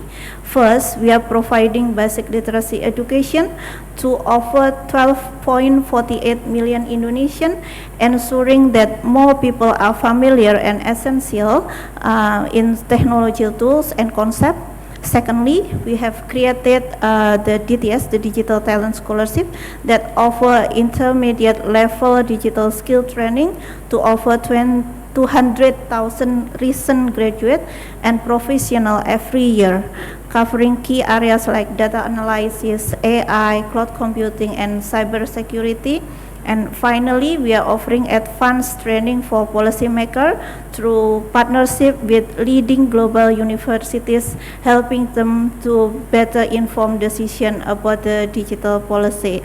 So it's launched in 2018, and by 2024, our goal is to train 100,000 high-skilled digital talents through this initiative, and preparing them to contribute to Indonesia growth and keep pace with global technological advancement. Next slide, please. So this one is the cyber creasi and digitalent. These 2 programs is to preserve the digital realm. So cyber creasi has played a crucial role in creating a safer and more informed digital space by addressing widespread issues like misinformation, cyberbullying, and online radicalism. Cyber creasi has empowered millions of Indonesians to use the internet confidently and responsibly. The initiative not only promotes digital skills but also focus on digital ethics, safety, and culture, ensuring all well-rounded approach to digital literacy. Together, these 2 programs, the cyber creasi and digitalent, represent a major investment in our country's future. They show a dedication to create a digitally literate and skilled workforce that can drive innovation and economic growth. The success of this program has been possible because of the strong collaboration between the government, private sector, and educational institutions. It's through partnership like this we can continue to expand our effort and ensure no one is left behind in digital era. So next slide, please. In conclusion, I want to express my gratitude for this opportunity to discuss the vital topic of telecommunication and digital transformation in Indonesia.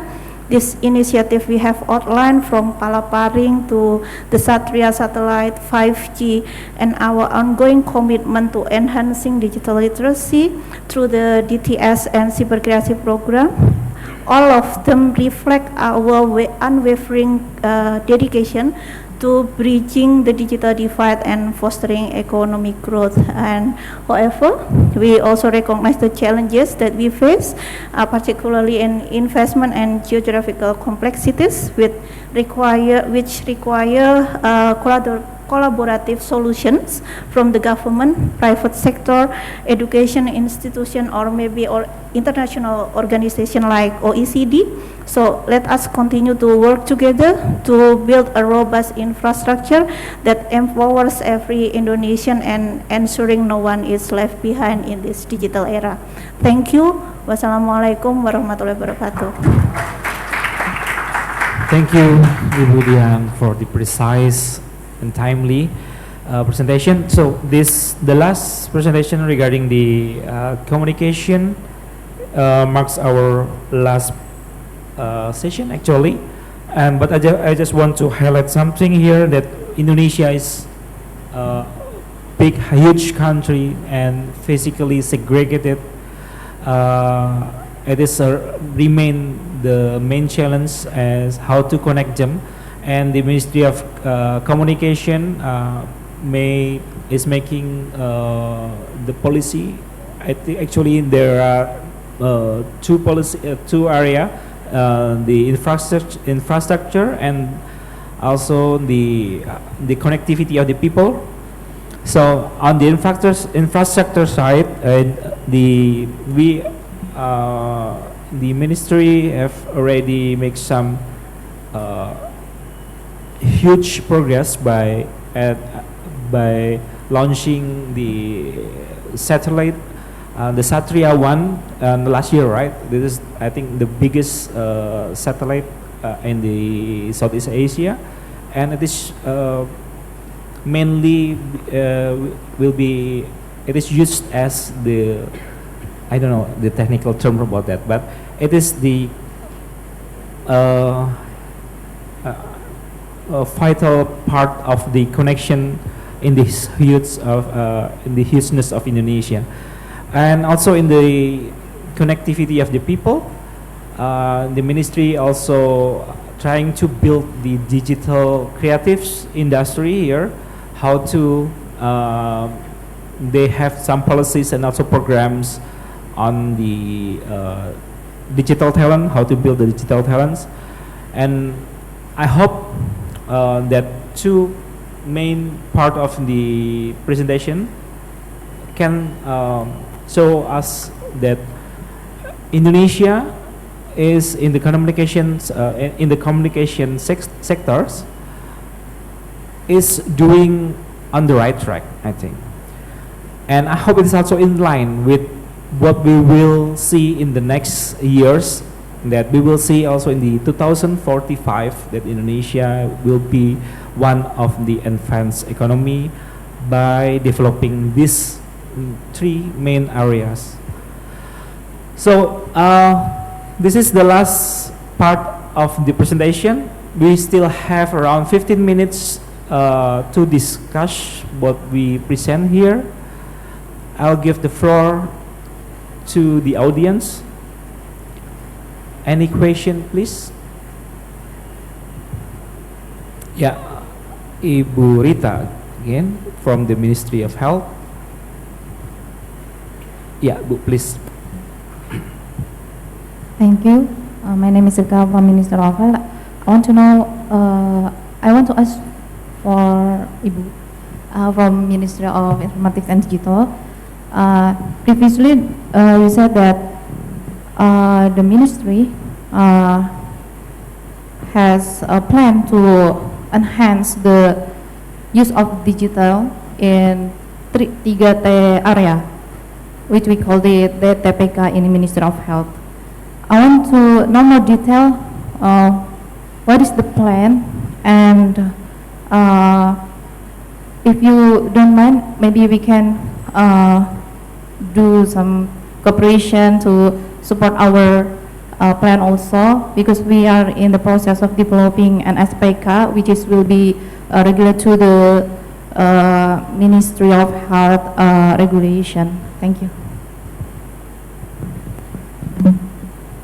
Ya, saya kurang paham dengan pertanyaan. So I think Ibu, it is regarding 3T in the health system.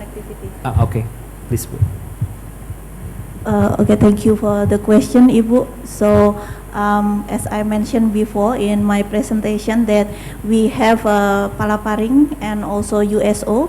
So USO is a universal service obligation. So all the operators, we deducted the revenue from the operators, and then the deduction of the revenue from the operators, we use it to build in the most other parts of Indonesia which has no connection, and because to build infrastructure there is not give any advantages or value for the commercial. So we use the USO fund to build the infrastructure there and make them connected, and then also we have Menara Bersama, the sharing BTS. It's also part of our policy that previously that every operators have their own BTS, and then now they can share the BTS, and so it will reduce the cost a lot, and will provide the connectivity, more connectivity to and services to the people in the remote areas. And we also have a center of excellence, Ibu. So Kominfo is actually have like a Badan Litbang branches. It's on all over Indonesia, and our center of excellence give and provide the digital literacy training for the people, especially for the UMKM, for the MSME, the operators and providers of MSME, and then also for women, because of the most of the MSMEs run by women, so we also have the specific program. And then also for children, now we are developing the policy regarding the protection of children, child online protection in digital space. So it will be extended from our legislation, Pak, from Undang-Undang ITE, from Internet Electronic and Transaction, and also the PDP for the data protection. And so that's our policy to provide all the connection to the most other part of Indonesia and the most rural part of Indonesia. And also we in discussion of the low orbit satellites that can provide the blank spot that's not easy to be reached by the satellite or telecom by cable, telecom cable itself. So we are under the discussion of that. Thank you, Ibu.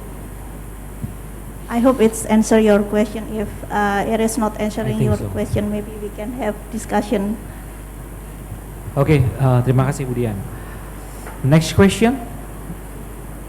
Ya, Bapak, silakan Pak.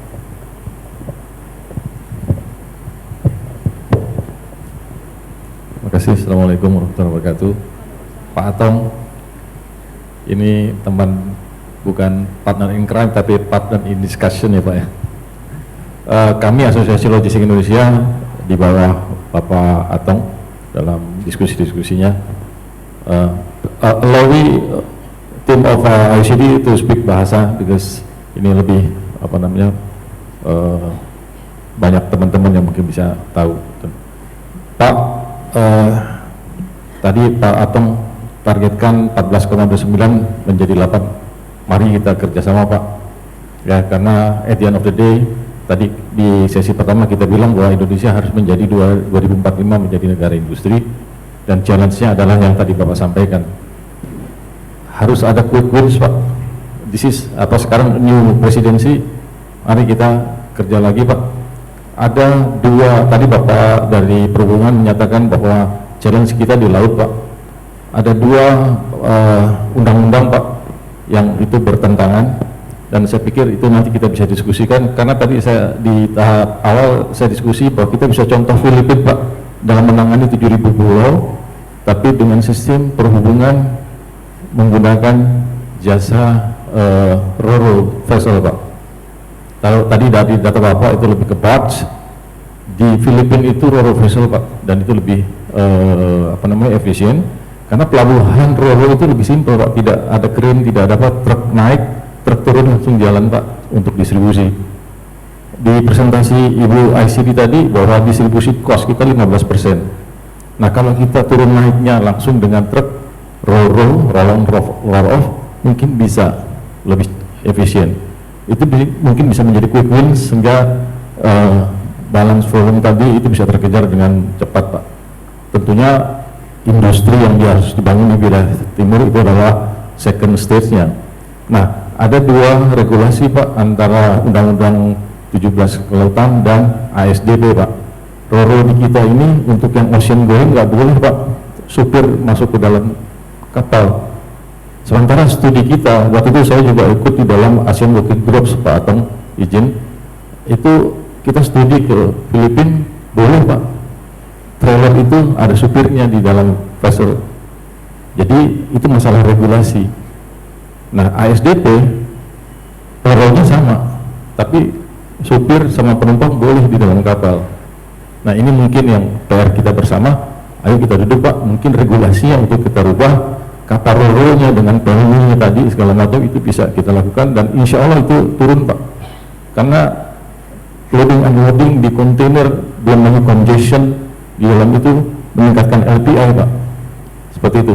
Itu aja mungkin dari kami. Terima kasih. Assalamualaikum warahmatullahi wabarakatuh. Terima kasih Pak. Bisa mungkin langsung ditanggapi Pak Atong atau Pak Baun.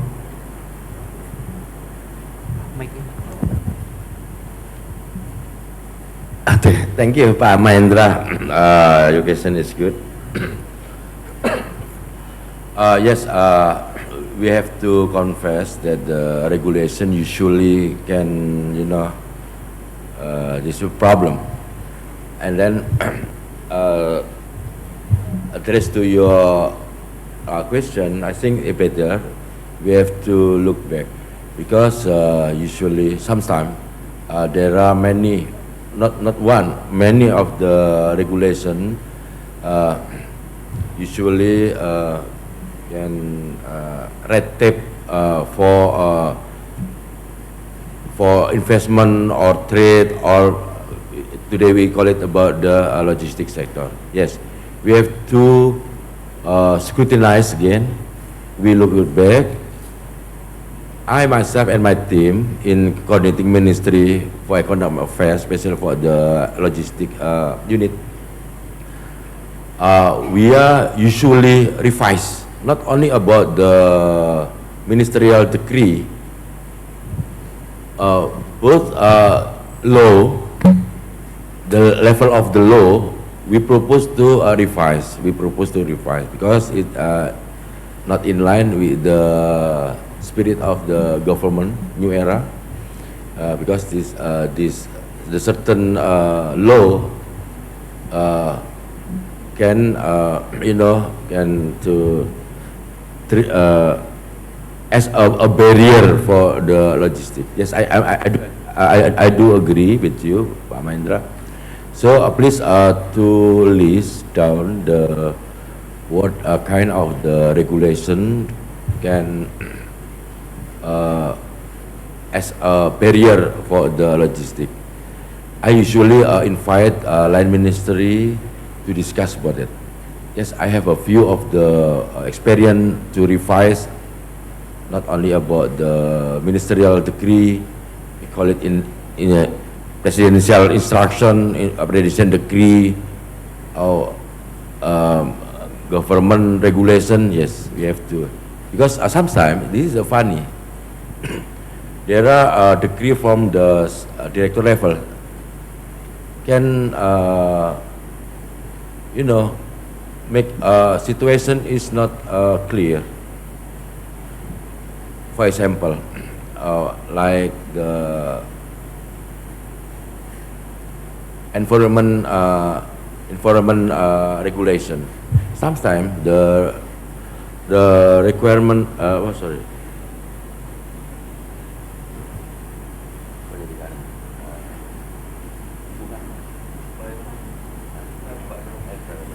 I forget. I lost about environment regulation. Sometimes can as a barrier or red tape for the investment.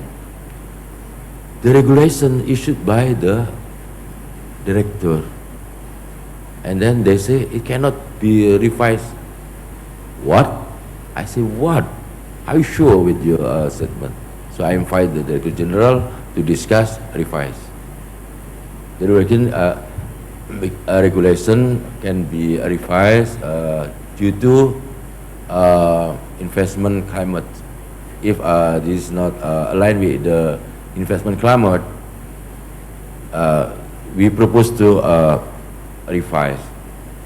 I think I respond your question, Pak Mahendra. And then for quick win, yes. Yesterday I have a meeting with the line ministry and stakeholders. We propose that for the transportation, not only about the shipping line, airline, trucking, we propose, could you please to provide the information regarding the transportation, like what kind of the availability, like Traveloka. Do you know what I mean? Traveloka, when I need fly to Bali, on the 2 days later, I see the application, the app, and then I select the flight and then the price, and then something like that. So we should have the data. Yes, in my opinion, especially for the logistic issues, the data is more potential for us. We talk about the data first, and then how to integrate it. I think we talk about the connected between app or application. As I mentioned earlier in my presentation, that we should propose about the new initiative in our college line ministry for Ministry of Finance, NLA Secretariat. They provide the system, but I don't know when I talk to my colleague from the Kominfo and BSSN and Ministry of Transport not available to provide this, but it's okay. And then I propose in the coming years we should have the application regarding the transportation. We call it the tracking, airline, shipping line, especially for information regarding the slot or volume available. This is more important because the new policy not only about the middle mile. We talk about the farmer in the on farm want to export boat, just only one click. These are our dream. So when we talk about the ministry, who will responsible, who will in charge, it's okay. We have still a discussion, not who will responsible, because in IT implemented, we have two questions regarding the data security and data quality. This is we have several discussion, but not yet finished. But it's okay. This is we call it. We have a interesting discussion. So the quick win, yes, I do agree. And then, in my opinion, we should provide data. Is it possible for us? Yes, I think yes, we can. We can do it because the IT application in business sector is mandatory right now. Mandatory. If IT implementation is left behind in Indonesia, I cannot imagine. Yes, we have to improve our performance. Thank you, Pak Mahendra. Thank you, Pak Atong. Baik, satu lagi pertanyaan, maksimal 5 menit, karena kita sudah mau melebihi batas waktu yang sudah ditentukan. Please, one more question, any? Nobody? Okay then, so if I still have, actually I still have question, but let's talk about it later. So, thank you Pak Atong, Pak Baun, Ibu Dian for your beautifully presented findings, and you show us the progress of what the government has already done and is still doing. If I may summarize what our discussion today, that services in Indonesia plays major roles in the economy. We have so many potentials. But we have also so many challenges. It is due to the geographical evidence. We have so many population. We have so many islands, but it is also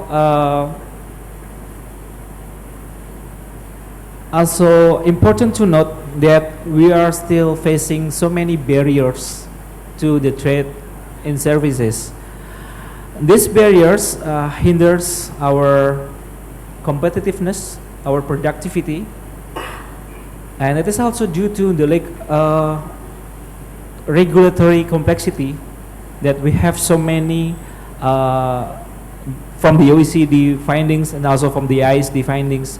We have the regulatory restrictiveness in the services, that it is also affects the economy in overall values. The policy recommendation from the OECD and also from the ISD, I hope we can make it useful. I hope we can move forward to enhance our economy based on this scientific evidence. So that concludes our discussion today. Thank you for all the experts, participants. Thank you for us all. I'll give back to the MC. Thank you, Bapak Indra, and to all of our speakers. We also would like to extend our heartfelt gratitude to all who contribute to this discussion about trade in services, and hopefully the discussions have provided you with the valuable perspective on this dynamic field.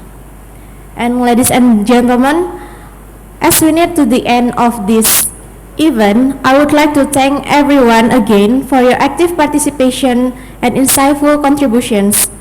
The launch of the OECD study on services trade in Indonesia has provided us with valuable insights in policy making and will undoubtedly help shape Indonesia's path in the global services trade.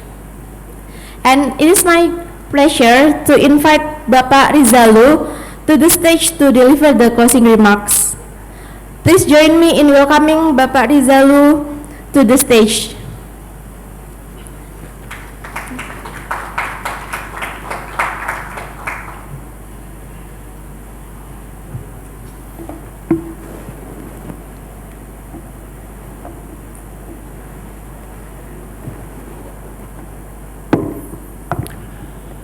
Assalamualaikum warahmatullahi wabarakatuh.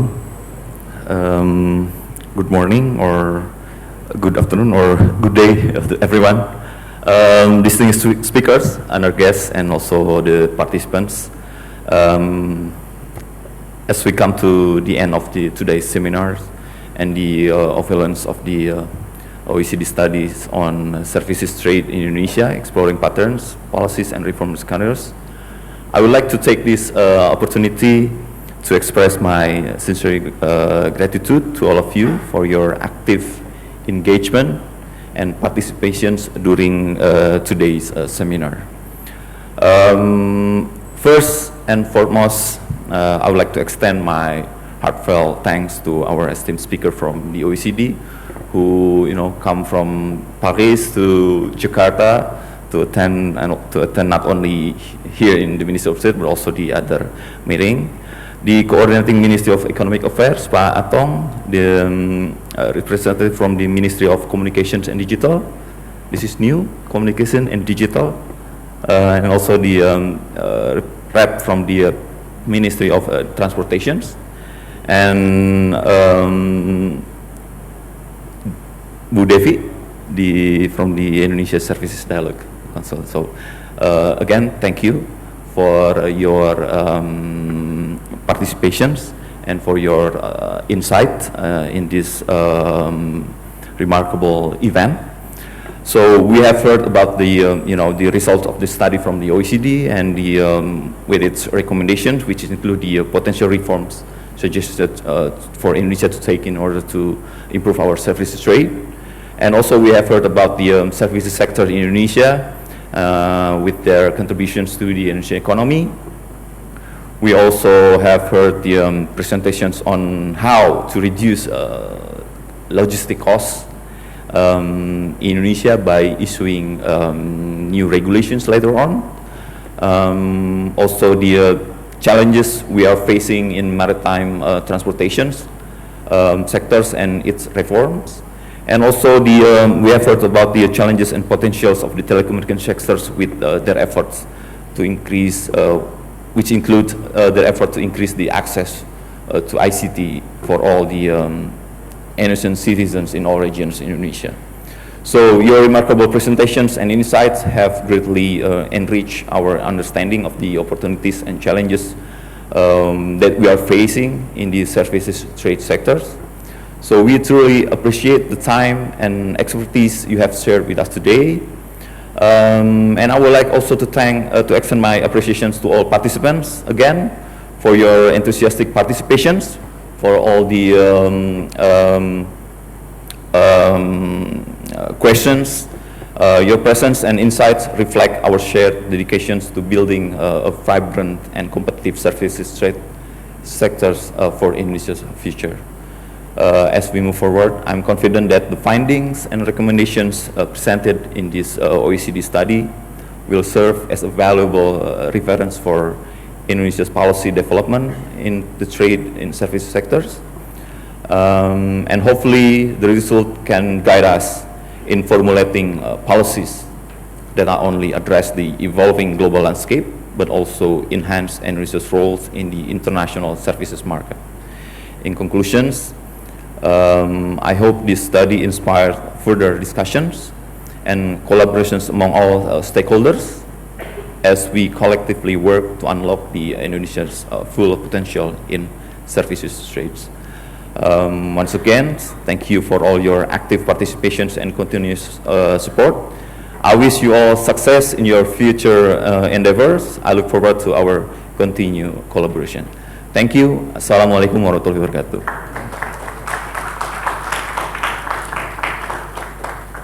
Thank you, Bapak Rizalu, for the closing remarks. And I also want to say thank you to our esteemed speakers who shared their expertise with us.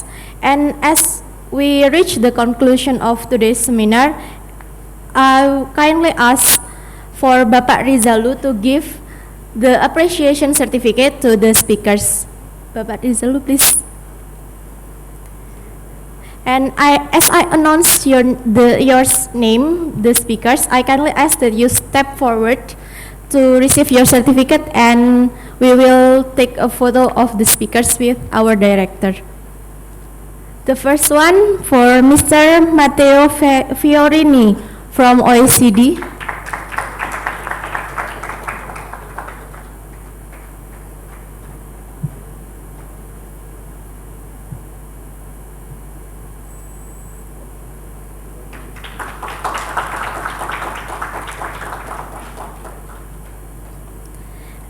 Second one, we have Ibu Devi Aryani from ISD.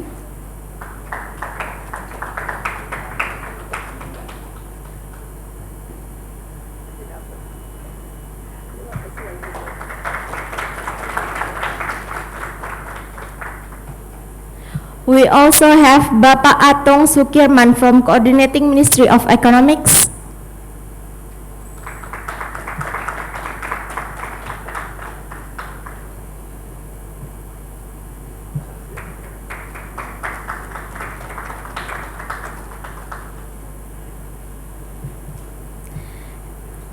Bapak Baun Rifano Siregar from Ministry of Transportation.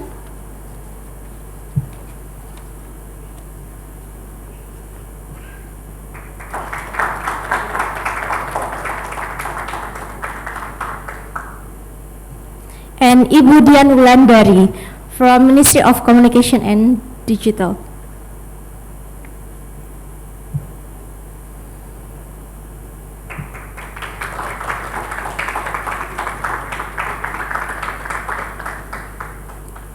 Thank you, Bapak Rizalu. And thank you to our moderator, Bapak Indra, and thank you to our speakers. And as we conclude today's session, let's carry the insights gained here to our professional endeavors. And ladies and gentlemen, before we officially close this event, I would like to invite all the speakers, experts, and also participants attending in person and online to come forward and we take a group photo together. Yes.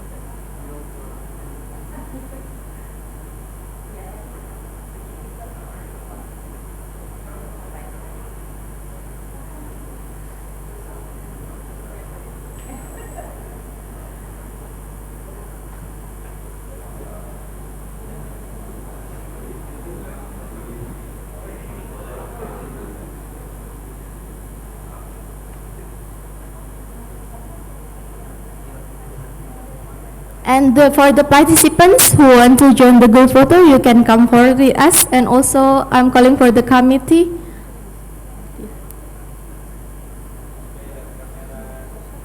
Iya, sama peserta.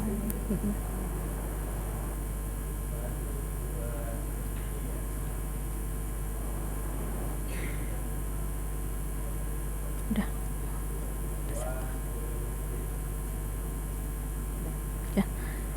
And now for all participants, please come forward for our group photo.